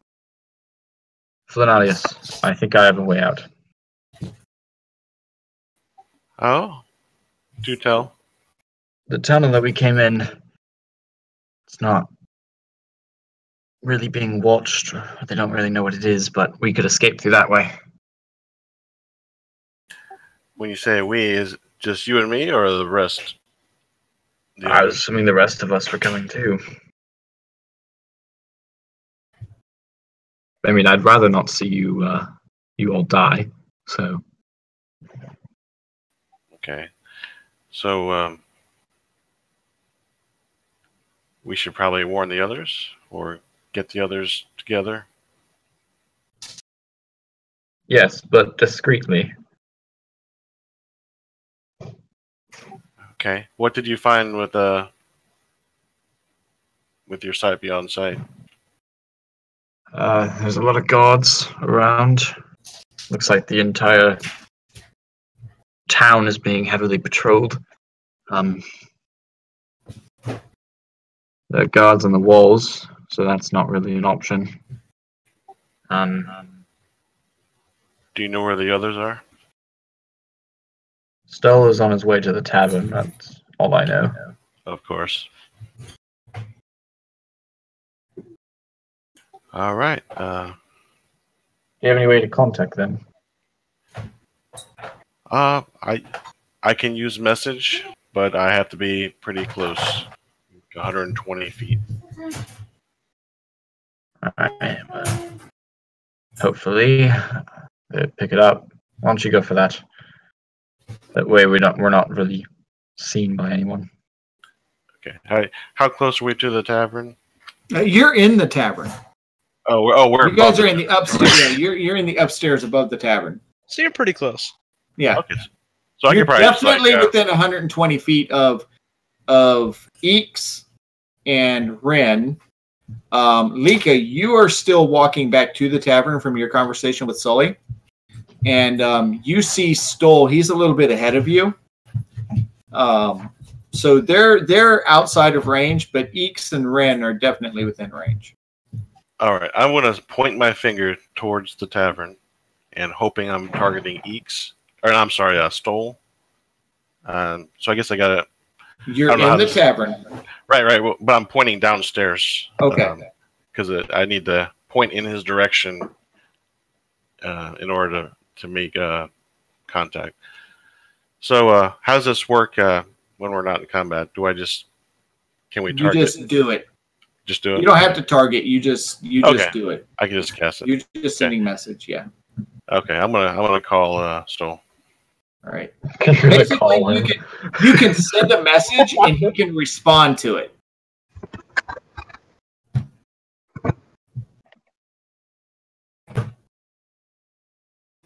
So send your message. Oh, I am. I think he means we're hiding things from you, GM. You can't hide anything from me because I've got all whispers set to see.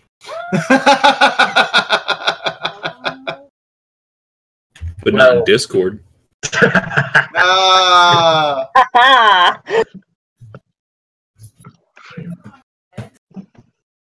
If only you could see what Scott's saying about you. Well, you know what? It can't be any worse than he says to my face. You know, he loves me. He adores me. He can't wait to run his hands through the hair on my chest. You know, that sort of thing. Awkward. Precious. Very much so. I ship it. She's on to you. You gotta go. She knows too much. He's off limits. No comment.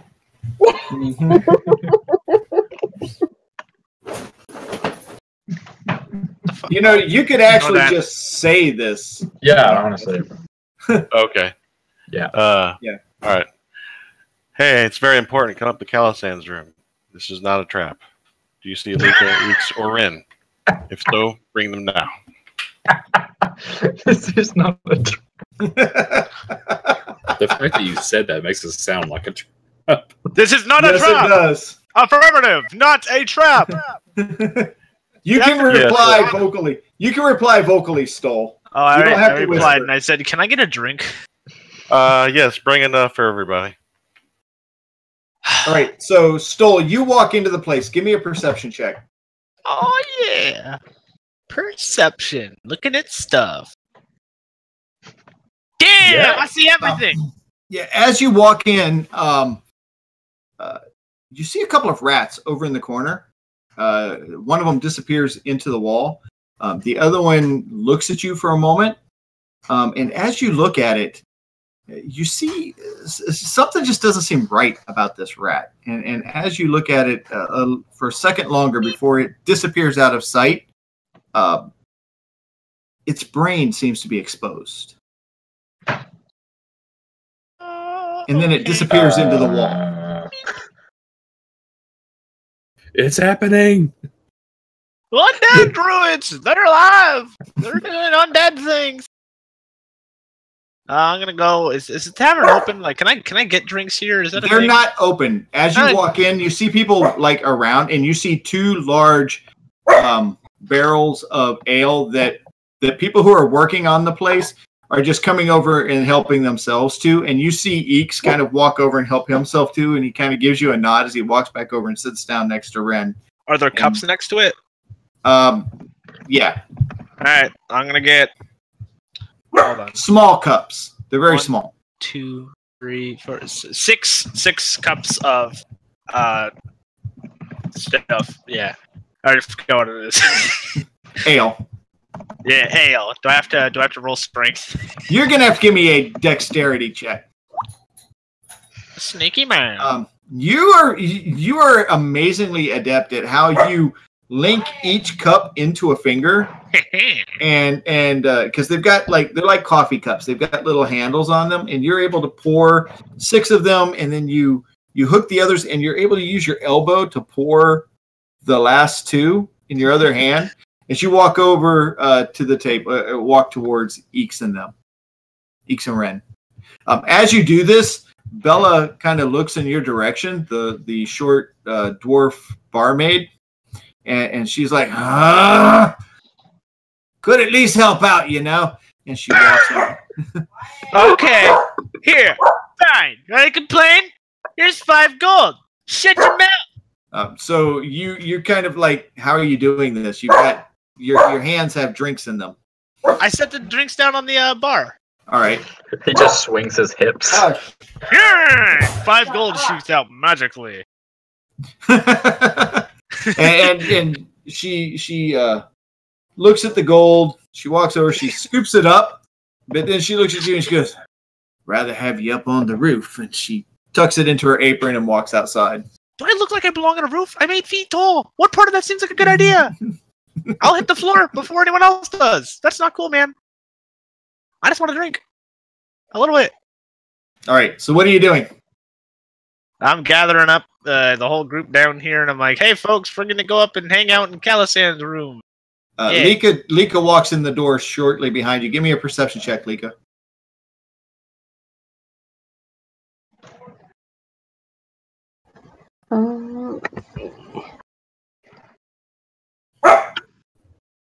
Where's my perception at again?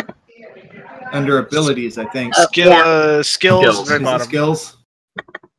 They should have just like I don't see short. anything. No, you don't see much of anything. Eeks and Ren. Perception checks. Give me perception checks from Eeks and Ren. He was just practicing saying. Oh, Ren's still gone. So Eeks, give me a perception check. Yep, you're steady drinking. That's pretty much all you're worried about. Yeah. All right. So what are you 4 doing? Stole. What are you saying? I walk up and I'm like, so they wanted me upstairs. I don't know why. So we're going upstairs. Who wanted you upstairs? I believe Flonardius? I couldn't really tell. He did some weird mind stuff. Just talk to me. I don't know. I don't know, man. Yeah. Let's go. Yeah. Yeah. And I just get up and go upstairs. And I bring like 3 or 4 of the cups with me, and I start finishing off a couple. I grab a drink, and then I like lean over to Eeks, and I'm like, "Do you know anywhere else in this town that you can use connections to see about other ways out of this town?"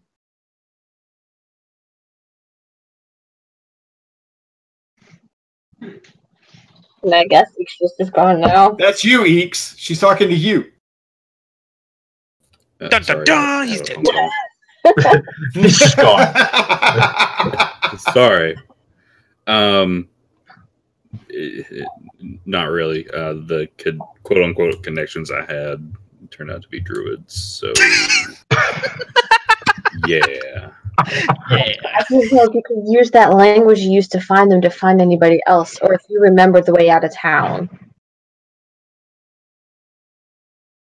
I mean, there's that tunnel that we got into town through. That's what I was trying to find out, if you remembered how to get there and get out from. Yeah. Okay. Considering you passed by the door to get to the stairs to go upstairs, it's not that hard. Well, I mean, I didn't know if where it came out at and stuff like that, where on the other end. Okay. Fortunately for you, I remember. Yeah. All right, so you guys head upstairs and you go to Callison's room, and as you come in, Callison, you are just at the point where you're putting your pack over your shoulder. Is your servant gone? Yeah, he's gone. Okay.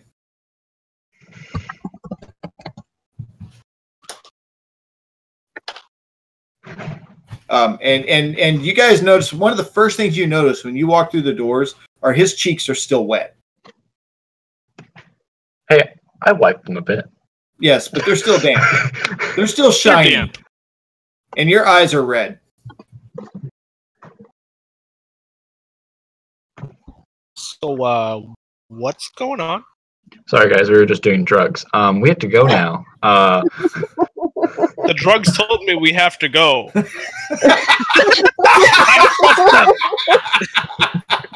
We were doing shrooms and Brothers Dragons, we gotta go now. We got it. No time. Those aren't clouds, man. Those aren't clouds. Nature's mad, bro.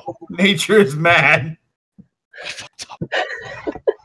But I'm serious. We need to leave now. I'll explain later once we're out of this town and on our way up north.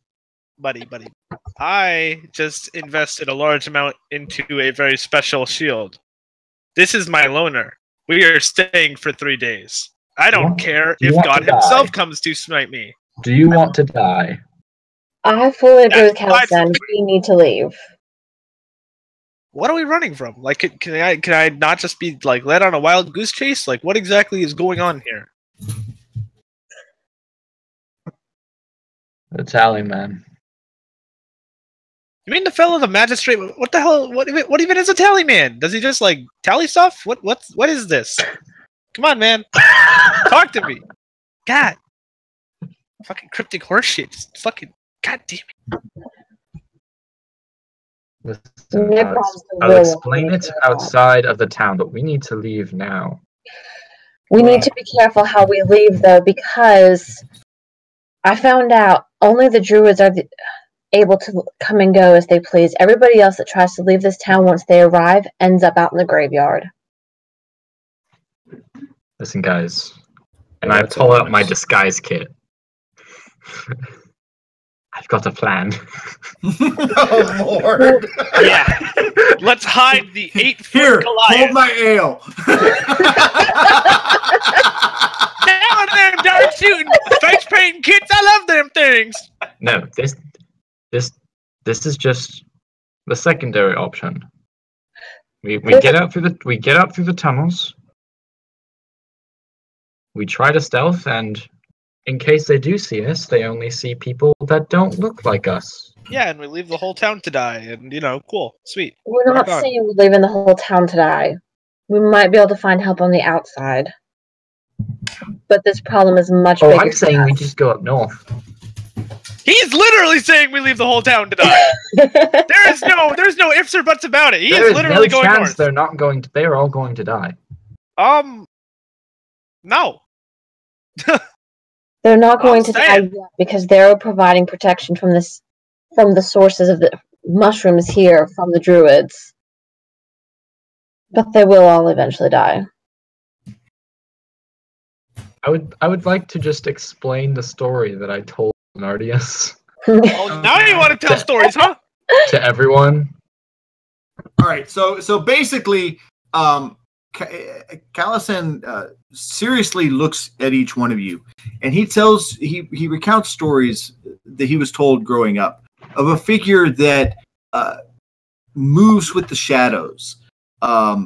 It has the ability to it keeps a tab on you, and when you've reached enough bad tabs, it comes for you, and nothing is able to stop it, and it just sucks your soul out of your body to be tormented forever.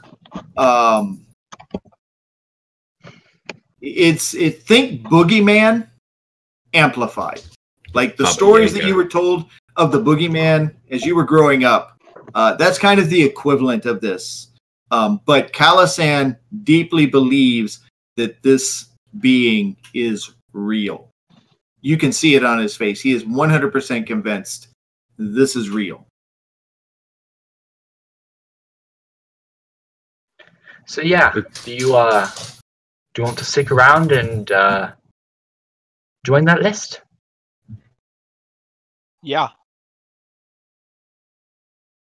I'm not going to let an entire town die based on folklore and a story. Till I see him for myself, and he fucking smites the shit out of me with whatever the hell the telling man carries. I don't know if it's fucking scythe or maybe a whip or something. I don't know what he does. He's a crazy man. Anyways, yeah, I just dropped almost all of my gold on a very special item. This whole town is a fucking wreck. I'm going to fix this shit. And when he comes, maybe we can go talk to the magistrate before that or something. See what we can do. But I'm not just gonna up and abandon town. That's not The magistrate would allow this entire town to die if it saved his family.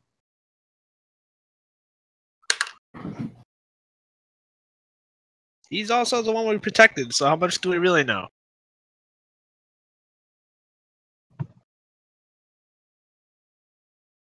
Yeah. I'm gonna go talk to the magistrate. I'm gonna sort this shit out, because this is whack. I'm gonna cast Crown of Madness on him. Oh, you dickhead.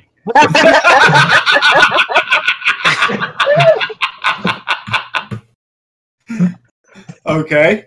He has to make a wisdom saving throw. Make your Are wisdom... you fucking me? Yeah.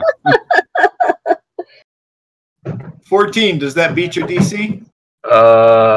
Where do I see my DC in this? I actually don't know where that would Knowing be. you probably have a fucking 20 wisdom, so no.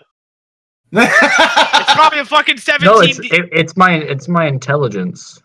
My intelligence my intelligence is 10 plus what? 10. It should be 10 plus your ability modifier. Yeah. Okay, that's 3. But yeah. Okay, I think so he makes it. So yeah, he beats it. Alright, I'm gonna cast Card of Madness on him. Beat on them! So D9! Shaking her head like, are we really doing this right now? Okay, so let me paint the scene for you here. Stoll says, I'm going to go talk to the magistrate. Then suddenly, Callison just instantly casts Crown of Madness. As it begins to form around his head, he shakes it off. He turns around, this anger in his eyes, and he's like, fuck you. And he casts it back on Callison. Callison, do your wisdom save. Nothing happens because I cast Counterspell. I cast so this is okay. So how many spell slots have you used today, Callison? Spell slots, including the one I just cast with Counterspell? Yes. Which is a 3rd level? I have enough. I have 4 spell slots for 3rd level. All right. Just make sure that you check those off. Yeah, I've been checking them. Okay. All right. Cool. So yeah, you see this giant pissing contest going on before you, Lika. Flanardius, you're kind of sitting back on the couch, leaning up against the wall. Give me a perception check.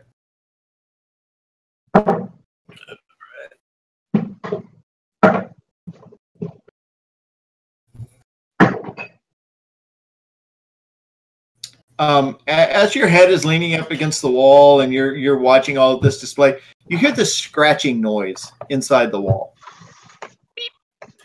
Guys, just kind of a... Do you hear that weird loud heartbeat? I think the house is alive. Guys, seriously, stop fighting. Do you hear that? And it's a lot of scratching. Can I listen and see like where it's coming from? Yeah, do I need to roll persuasion? Yeah, Perception? give me a perception check. Anybody that's putting their ears up against the wall, give me a perception check with advantage. I'm not putting my ear up against the wall, but I want to see if I can hear it without that.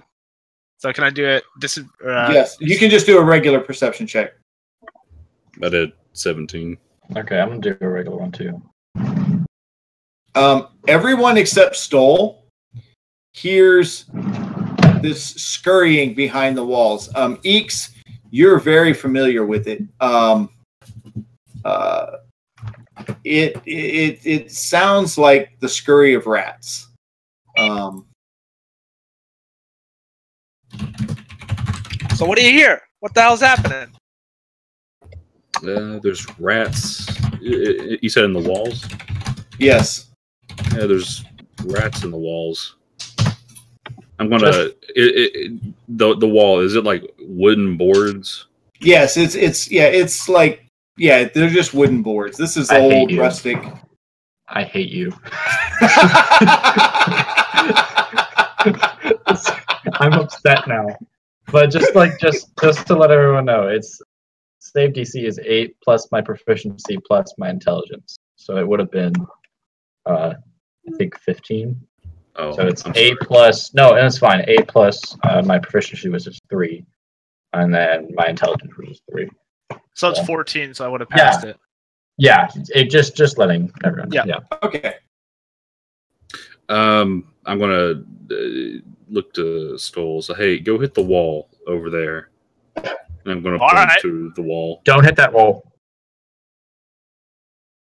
Last time you tried to tell me what to do, you used some weird magic shit. And then I'm gonna punch my fucking fist through the wall. Give me a strength check. Fuck yeah, I will. Yeah. Ow. You hit the wall and there is a crack. And for a moment, the scratching stops. And then it starts up again. Can I punch again? You sure can. Fuck yeah! This time, you go through the wall. As you pull your hand out, a rat kind of comes through the wall, lands on the ground, and scurries out the door. Can I throw a dagger at it? Do I get an opportunity attack? Sure. I'm running after the rat. I'm running after it. I smash it with my hammer. You just crush down on it as it hits the ground. And so there's this dead rat in the room. Stop! I found it. Well, there's still scurrying going on. I killed the telly man. It's over. We win. You still hear scurrying going on. I killed through one the of them. walls. Who wants to inspect the rat? We need to leave now. I will. I will. Oh.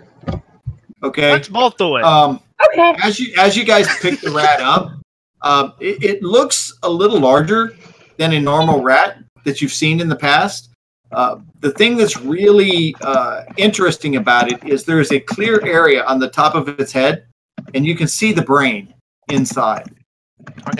And the brain pulses with little bits of electricity that kind of scurry around through it before it kind of fades out, and the rat goes completely limp. I'm gonna pack it in my bag, and I'm leaving. I'm out of here. This is crazy shit. There's fucking brain rats in the walls. Y'all are fucking casting spells on me. Fuck this. I'm going to the magistrate. Would I have seen anything like that rat before? No, you've never seen anything quite like this. This is new to you. I'm going to scribble fiercely in my journal. Hey, but before Stoll leaves, I want to cast suggestion on him. Oh, you son of okay. You fucking. What's your DC? What's the spell DC? I'm looking at it right now. I don't. Where do you see it in the spell? Okay, it's 15. It's 15. Wisdom 15. Yep. Oh my fucking god! Oh wow! Good job! You did it! Fucking A! God damn it! Why is everyone casting spells on me all the time? Relax and follow directions, please. And so, Stoll, you look at him for a moment, and you can't quite figure out why, but he seems to make a little sense to you. Listen to Calisan for now, and do what he says.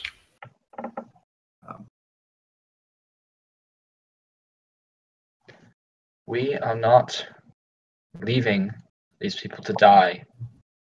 We are leaving so that we may save them. And so that we can fight him when we are stronger.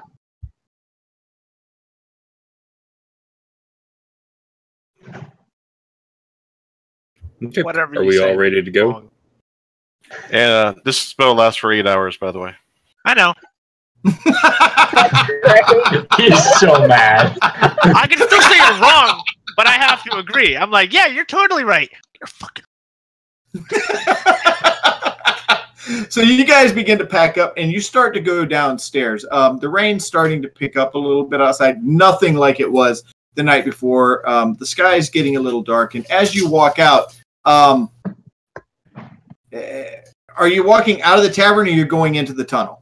We're going into the tunnel. All right, so you open the door, and as you open the door, it's dark in there. Who has dark vision? Me. I do. Okay. So, who wants to go first? I'll go will. first. No. Okay. Stoll. Okay. Stoll will go first. I have a shield. Make sure You you're have- looking for traps. Do you have dark vision? I I'll follow right behind him and cast just one little thing of dancing lights, just give a soft glow. Right. So as you guys walk in, Lika puts her hand out, and this little tiny light just flies from her fingertips, and kind of goes out before the group. And as it does, you see that the tunnel is just filled. They're crawling up the walls. They're crawling across the floor. They're hanging in the ceiling and scurrying across. Just all of these rats. And they all have the similar translucent skull where you can see the brain inside. As they see you, they begin to all turn in with one mind as they look in your general direction. And this swarm of rats just begins to charge forward toward you guys. Oh. Run. All right, so you guys turn and you start to run out. Is anybody going to close the door? I will. All right, Lika, you slam the door shut, and as you do, you can hear the scratching on the inside for a few moments, and then it kind of stops. You hear squeaking, you hear movement on the other side of the door, but there's not a lot of anything else. And as you look around the room, you see another rat scurry across the floor. You see another one going across the roof. The sky is starting to darken outside. People are trying to get indoors. You hear last minute hammering on roofs and things like that. And you start hearing yells from the gate out front. And at first, like, close it, close the gate, close it, no, leave it open. And you hear, yes, Can we sir. see the gate from here? No, you can't see it, but you hear it kind of get quiet in that general area. You guys walk out of the tavern, and you're standing in the front on like the porch area, and you hear the of horses coming through of a horse coming through the mud. As you watch down the street that kind of turns to the right, coming around the corner, the first thing you notice as the sky is now dark, it's very cloudy. You see little creatures that are running along the rooftops, dressed in familiar leather to you, as these gray elves are scurrying over rooftops and through alleyways, dozens upon dozens of these little assassin elves. You see people screaming and running into their homes. And shortly after they come through, you see a thin man riding a gray horse coming up the street. He's got a long black trench coat on and a hat. Have you guys ever seen Solomon Kane? The hat that he wears, it's kind of like a pilgrim style top hat. Really tall, going up with a wide brim, kind of face down over his head as he comes walking around the corner on the horse, and it slowly approaches. Floating beside him in the air, you see a book and a quill pen that just hover beside him. And as he approaches and gets alongside you, going past the club, going past the tavern, he looks over at you and kind of tilts his head and grabs the brim of his hat in one of those mourning Old West gestures. He's got long, sandy blonde hair, thin, angular face, young, but and thin, but you can tell he's well muscled. Calisan, you notice under the trench coat that he has, you see the end of a silver handle sticking out with black leather around it, and on the end of the handle, you see a face that looks like it's in anguish, and then it morphs into a woman's face, then it morphs into an older man's face, then it morphs into a child's face, then it morphs into an elven woman's face, it morphs into a troll's face.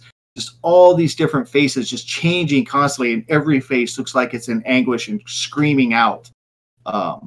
He rides past you down the street, and you see him take the corner around, disappearing toward the magistrate's home. Do I have to roll for fear? Yes. Is it just like a straight D20? Yeah. You almost wet yourself when you see it. Like, literally, you almost lose control of yourself. You're that scared.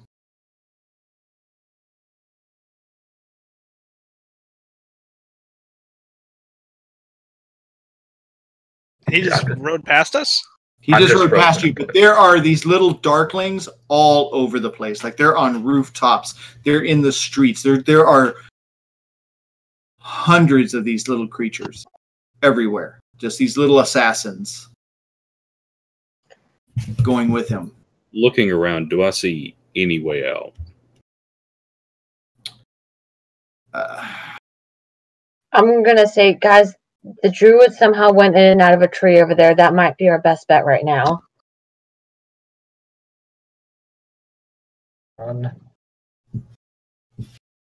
But at casual.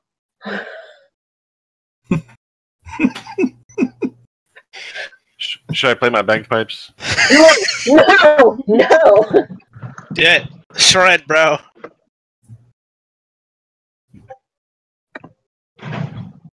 Well, we can't still see him, can we?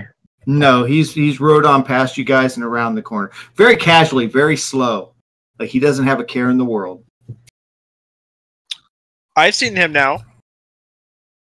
What do we do now? He doesn't seem to be targeting anyone. He seems to be targeting a very specific set of people or person. So I say we follow him and find out what he's up to, because I don't think we want to go anywhere near him. If he wanted to kill us, he would have just then. Look at Calisan right now. He's spooked. Look at I'll carry him. I have, in fact, peed myself. I will no longer carry him. We need to get away from him. The more we're around him, the more of a chance that he's going to take notice of us.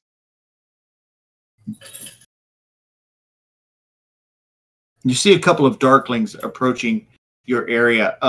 Their eyes have a glow to them. I've raised smutted.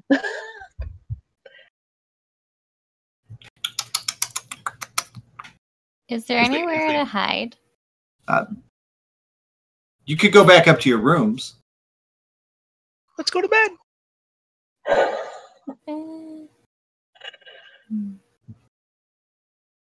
And they don't speak like common or giant or anything. They're like, right? No. Okay. They're well, yeah, they speak common. Or at least you would think they would. How tall are they? Are they like little? They're shorter than they're not quite they're like in a range between elves and actually they're more in a range between dwarfs and halflings. They're very small elves. Very muscular, not muscular as in large, but like they're like Bruce wiry. Lee cut. Yeah, they're wiry. They're like Bruce Lee cut. Do I know what they are? Do you know what they are? You guys have encountered them in the cave. The Darklings, right? Okay. Yes. Their feet, even though they're elves, their feet kind of have a almost like a satyr-ish feel to them. Their legs are curved, like the back end of a dog, and they're very, like I said, they're just very wiry. All of them are wearing similar leather armor. All of them are armed with daggers. And though the majority of them are like scurrying the roofs and the road and sticking with the horseback rider, several of them are just like maintaining positions of watch. They're watching us, right? They're like right there. They're watching the town. They're making sure no one leaves. They're like on the roof, on like several roofs. Some of them are even on the walls. And you see the rats. There are hundreds of rats that are scurrying like out of corners and out of alleyways and over the walls, and they're kind of following the horse rider down the road. Are there any in our vicinity that are like fucking with us specifically? Nobody's being touched. No one is being messed with. Are there any that I can approach? Yeah, there's actually two on the porch on either side of the door. They're about 10 feet out. I'm gonna put my hand to the party and just like tell them to wait, and I'm gonna look at Scott and be like, "Do you still really want me to listen to Calisan, or can I do my own thing right here?" Follow directions that Calisan has. This looks crazy, man. Calisan, what do you suggest we do? Yes, let's listen to the man who wet himself. Lika, what are your thoughts? I really think we need to find a way to get out of this town. After seeing what that guy did to Calisan, I agree. I don't think going back up to our rooms and just waiting is a good solution, because we're trapped there. And I have a feeling he's on his way to the magistrate, who would probably love to sell us out right now. Suddenly you hear a bell ringing in the distance. In the direction of where those mushrooms were, Lika. And you see people coming out of their homes. They don't want to come out. They're afraid. They're looking at the darklings that are around them.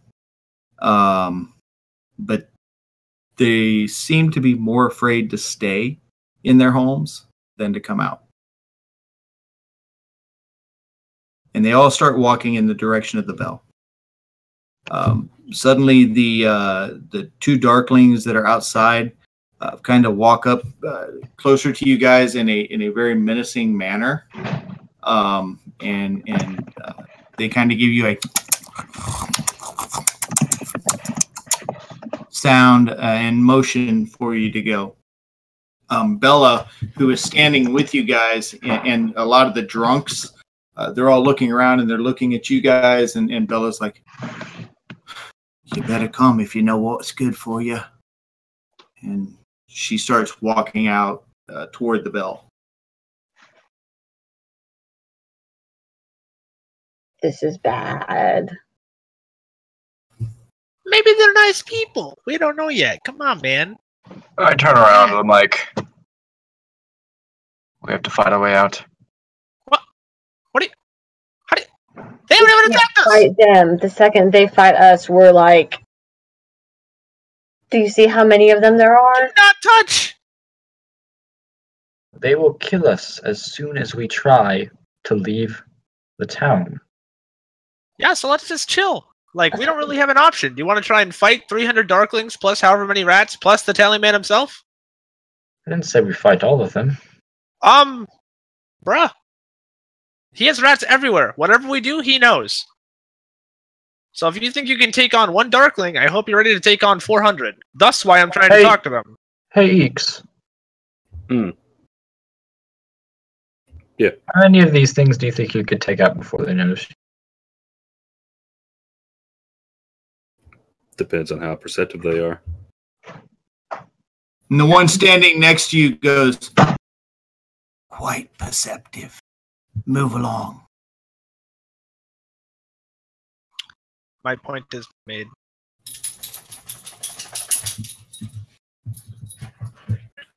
Well, I think the Tallyman is here to do what he does best, and that's tally bodies. So I think we really need to get out. It's a lose-lose. Yeah, but we don't have much of an option but to go. 6 more Darklings start moving in your direction. A couple of them begin to take out their daggers. Rats begin to scurry over. We don't have an option anymore. We really don't. Alright, I'm gonna start walking towards where everybody else is going. All right. What about the rest of you? But as I'm walking, I'm taking a dagger and I'm kind of sliding it up my sleeve. Okay. I'm following. walking. So all of you are going in that direction? Yeah, I'm Yeah, gonna stay really close to a stool. All right. So you guys kind of huddle together and you're walking, and Calisan kind of works his way into the middle of the group, just kind of subconsciously and instinctively. As you approach the crowd, before you see now the Darklings have kind of surrounded the townspeople, both like from above on the rooftops. Some of them are in the trees, some of them are on the ground, some of them are like hanging on the side of homes. But the people of town have been pretty much forced into the center. In the center of that circle, you see the magistrate. And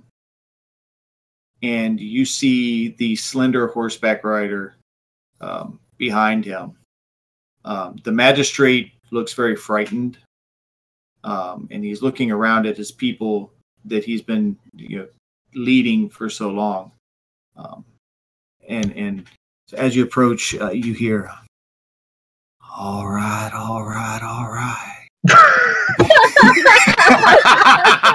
I had to throw that in there. I had to throw that in there for my son. He's killing us. Yes.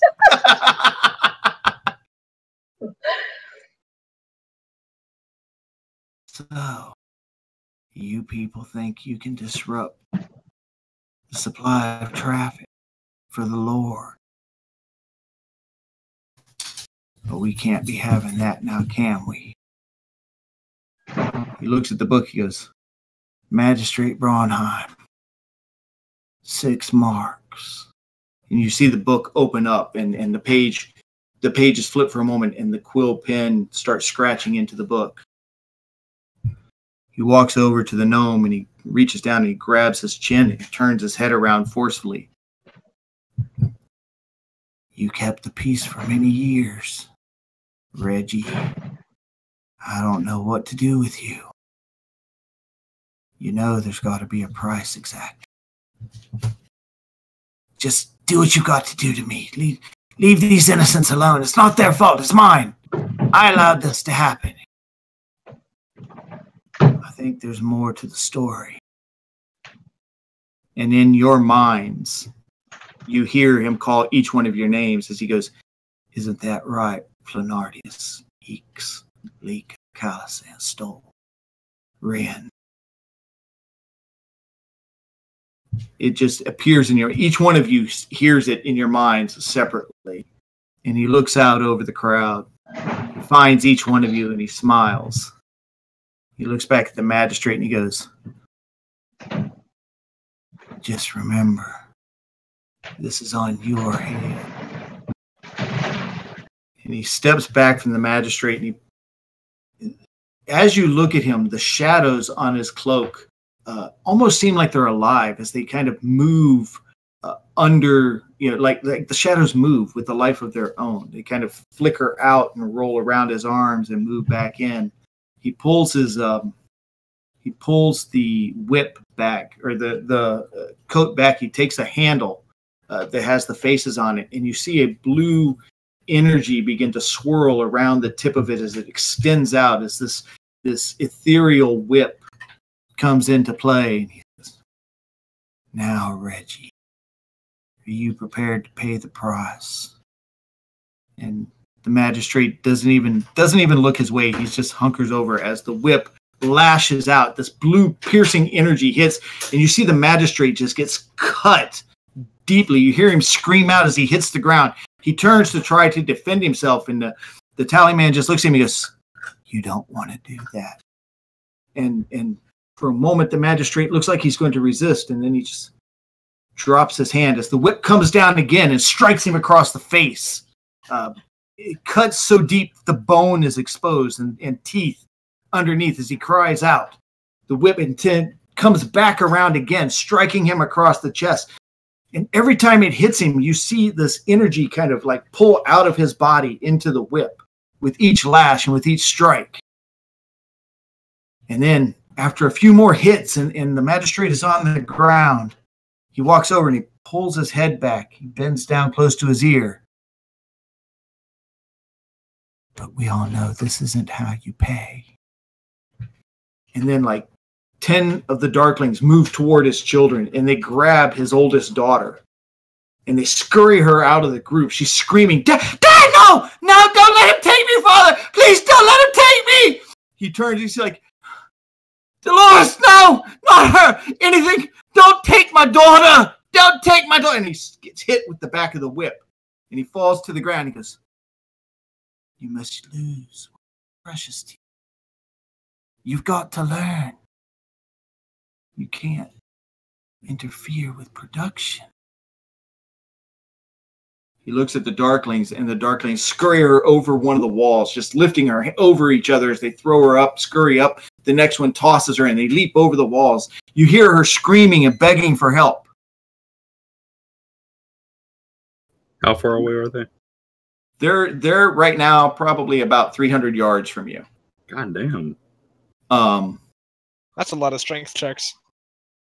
And the magistrate's just, you see him crying. He starts to ignite his whip, or the lightning in his fingers. You see it begin to flare up. His anger falls over his face. And then the tallyman looks at him and he goes, strike her. And the lightning whips out, and he burns his wife. You see the anguish on his face. As the tallyman bends down close to him, and at the next words he says, you hear in your minds, this is your fault. Fix it. Get production going, or I'll be back. And he pulls away.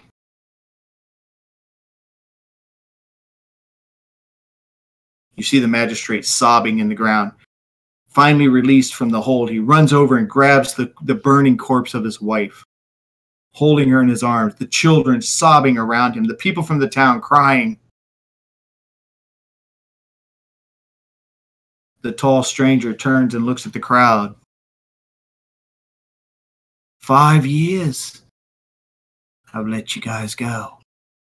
5 years you've kept the peace. Fix things with the drow. Get production going again. Or I'll sacrifice each and every one of you.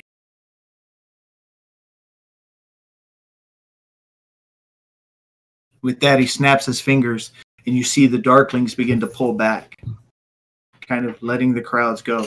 At this point, the people rush to the magistrate, who is sobbing, holding his dead wife. You can still hear the screams in the distance of his daughter. The tallyman walks over to his horse, gently gets up, sets in the saddle. As the darklings begin to move away, he begins to walk toward toward your group on the horse, approaching very slowly and casually. He comes up, he looks at the book.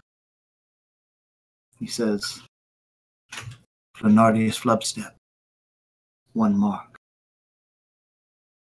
Eek Snatchington, 4 marks. Calasan, 1 mark. Stole, 1 mark. Ren, 1 mark. Ika, 4 marks. The book and Quill rapidly writing. He smiles at you, dips his head, puts his hand up to his hat, turns the horse, and rides away.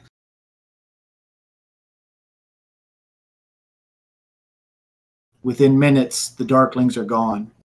There's no sign of him. The group, the people of the town still sobbing, and you hear the anguished cries of the magistrate. People trying to soothe him, mothers pulling their children close, men looking around, a few of the people looking at you.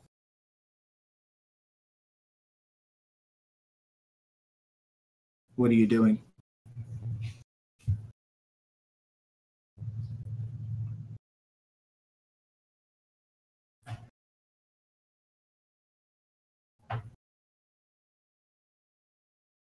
Well, Lika has tears running down her face, but she's just like, we have got to get out of this town and find help outside this town. Yeah, the townspeople probably hate us now. Or will hate us. Mm-hmm.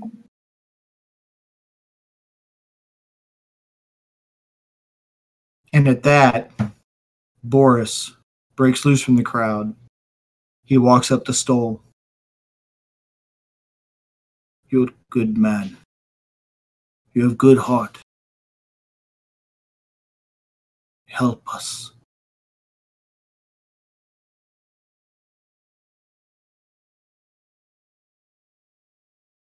He turns and he takes his mother and he begins to walk her back to the home. You see the children from the orphanage. As they're walking by, they look and they say, that goblin, he's going to help us. I know he will. We saw what he did to the druids. They're going to fix this. I know they are. And one by one, the crowds begins to disperse as people go back to their homes, leaving the magistrate and his family in the center. The magistrate just holding his daughter, or his wife.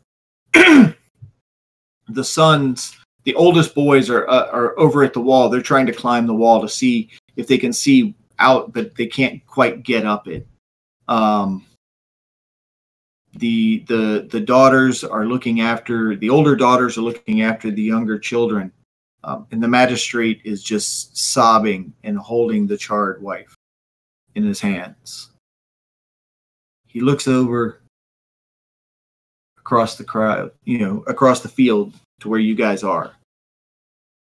Tears coming down his face. Now you see. You see what I've been up against.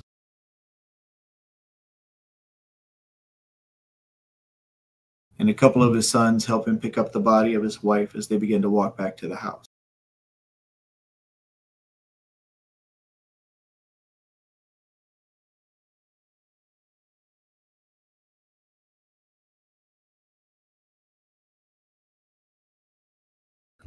Iggs is going to walk off.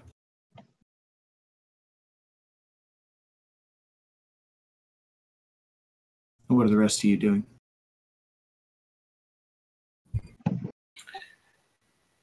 Were those whispers from the tallyman only audible to the person he was whispering, or was that audible for everybody?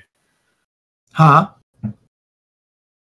The when the tallyman was telling us how many marks we had, was that? It was low, and it Mentally? was just no. He was saying it. He was Okay. speaking it out loud. So we all could hear it. Yeah, you could all hear it.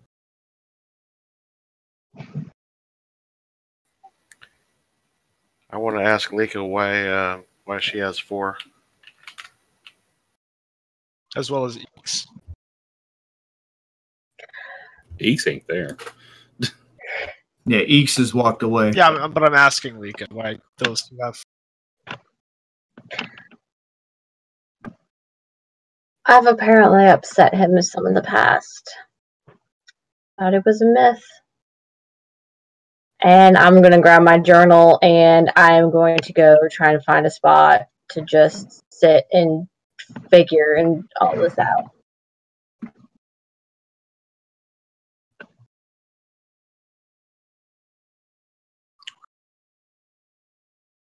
I'm paralyzed. Yeah, you're terrified. You're just like stunned.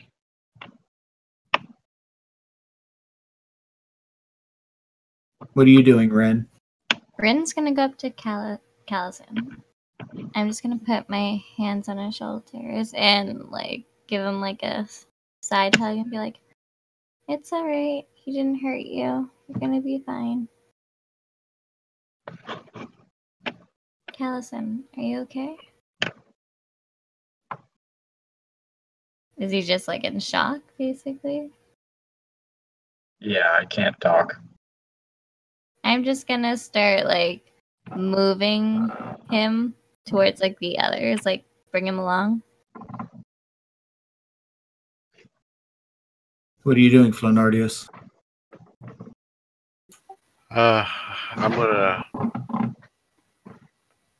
gonna stop concentrating on the suggestion spell on Stoll and kind of console everybody and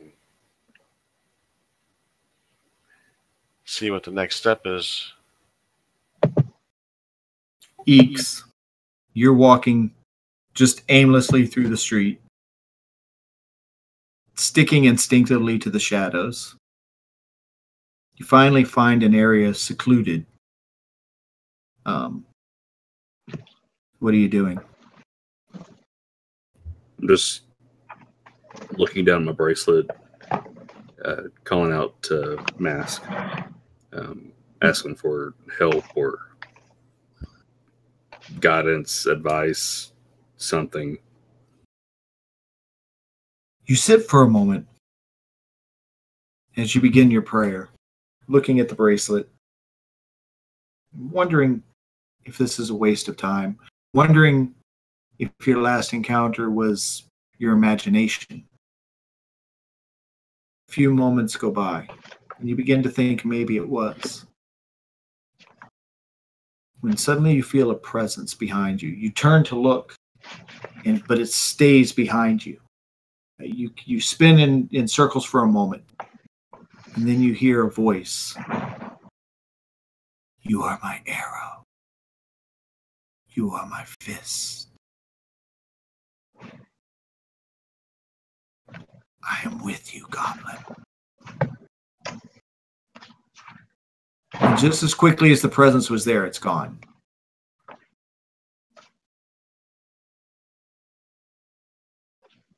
Just gonna sit and ponder. What are you doing, Lika? I sent you a whisper of all that I was doing. Okay, so you're kind of sitting under the oak tree and just you begin writing everything and praying. And as you pray, you listen for some kind of sign, some kind of feeling, but nothing comes. after a few more, after you're there for a bit, you look through your book, close it up. You begin to make your way back to the tavern. As you walk through the door, you notice around the corner of the building a rat peeking out and looking at you. You see the domed head. You see the skull. Its eyes have a little bit of a glow to them. And as quickly as it looks, it's gone. Can I follow it? You go to the corner. Give me a perception check.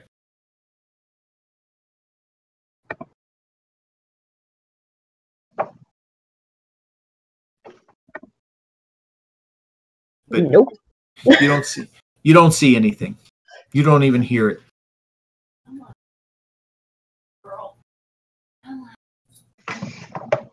What are the rest of you doing?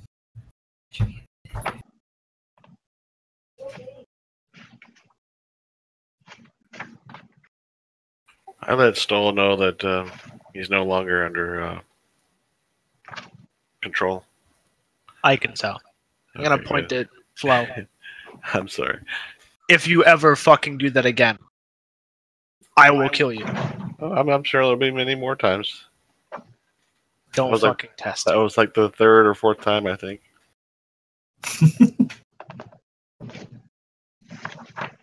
Callus Be another time. And I walk off, and I'm gonna go try and be alone so I can do some process.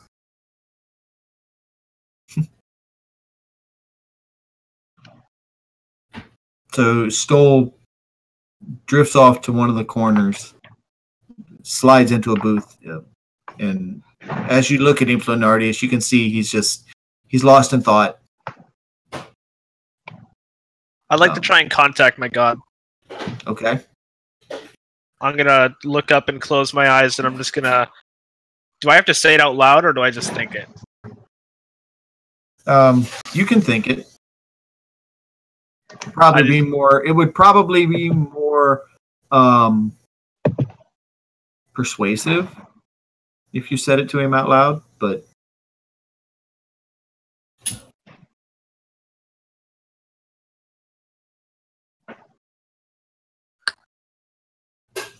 what do you want me to do? I abandoned your faith because all of my friends are dead. But you've only proven that it got worse. So what do you want from me?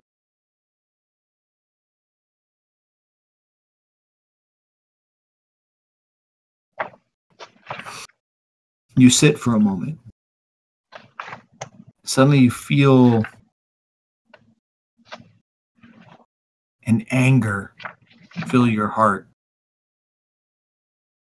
And you hear a voice in your head. I will use you again. I will walk with you again. You are my paladin.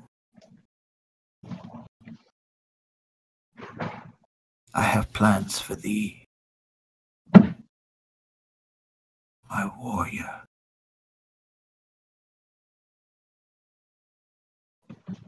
And you feel this energy course through your body for a moment.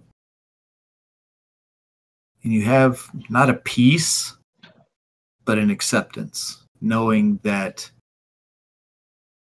he has taken you back.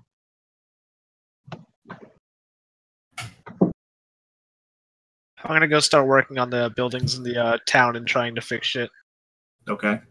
What time is it? Is it like late or is it like? It's now like 7 o'clock at night, and it's starting to get dark.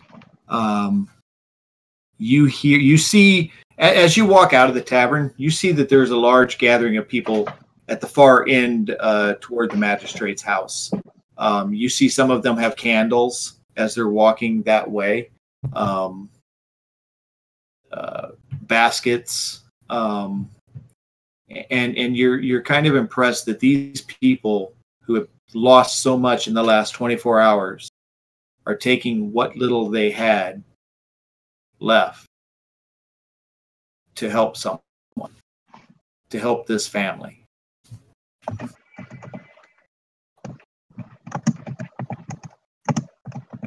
And so there's like no one actually working on buildings anymore. They're all just like doing. Not at present. Yeah, I'm gonna go out in front of the tavern, and I'm just gonna start gathering supplies. And I'm just gonna start at the tavern and start rebuilding. And if I finish that, I'll just keep working my way out, building to building, throughout the night. Okay. So you guys hear Stoll. He's just hammering. He's up on the roof, and you just hear him hammering, very forcefully, like just taking his anger out on what he's working on. Calisan.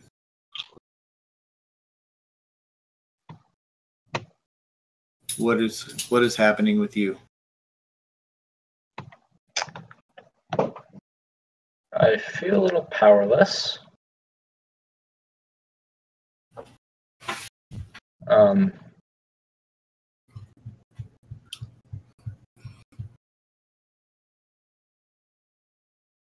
might pass out. So you walk into your room, feeling a little lightheaded and not sure exactly the horror of what you've seen. Watching this poor man get beaten, seeing him try to defend himself in this town, only to be commanded to strike his own wife down. Seeing the torment on his face, watching the face of this 15-year-old girl getting pulled away from her family and hoisted over the wall like so much, like a sack of potatoes, tossed to and fro. Seeing the glee on the tallyman's face, the lack of remorse as he doled out his punishment. It was just too much for you. You crawl into the bed and you feel an anger building inside of you at being weak, at you know, angry with yourself for wanting to abandon this town to this evil, angry that you're not strong enough to defeat it.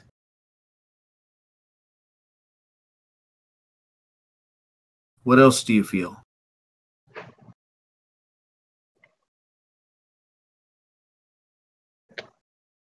Cold.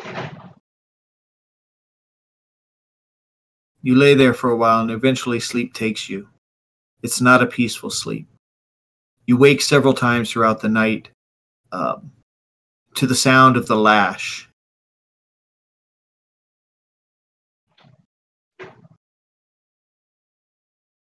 What are you doing, Ren? I'm just gonna... I'm gonna go up to Calisan's room and knock on the door. You hear a knock. I enter. As you enter, you see that Calisan's sleeping. It's a fitful sleep. You hear him. You see him move a lot. You hear a lot of moaning. He cries out every now and then, "Stop! No!" And then you see him drift back off again. Okay, I'm just going to grab his blanket and make a little mix-shaped bed on the floor. And you just sleep right there? Yep. Sleep finds you pretty quickly. But it's not for you the same. You've never seen anything like this before.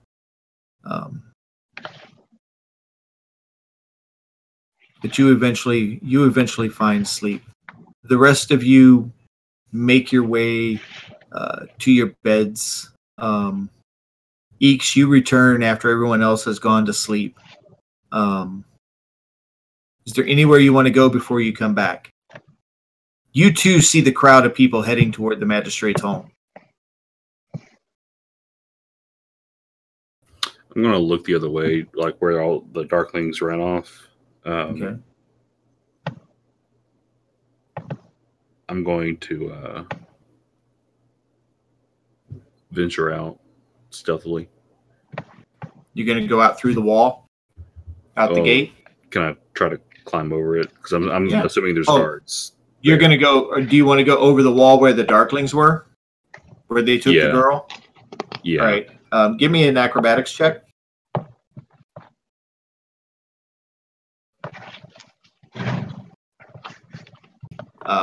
You easily scale the wall. You find a lot of the footholds and nooks and crannies that they used as they went up. And as you get to the top of the wall, you look out over the field. You see the you see the keep in the town hall to the north in front of you, and you see the main road going out beyond. It's hard to make things out. Give me a perception check.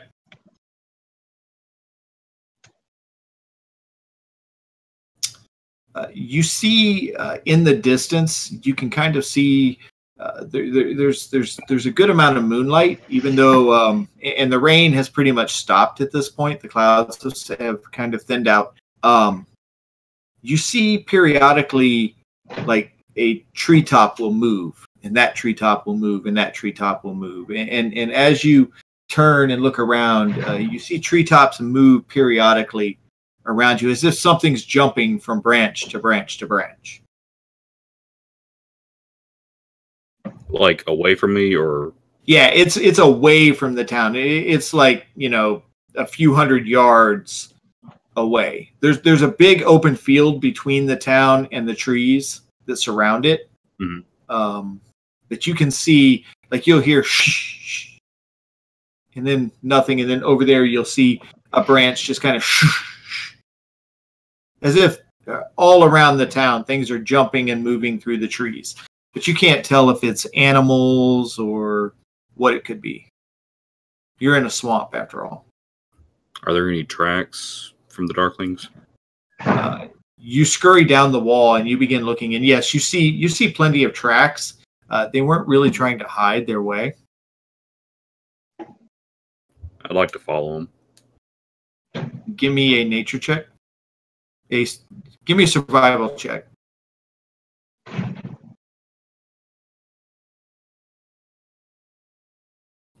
You start going out. You're able to follow them out for about, 100 feet or so.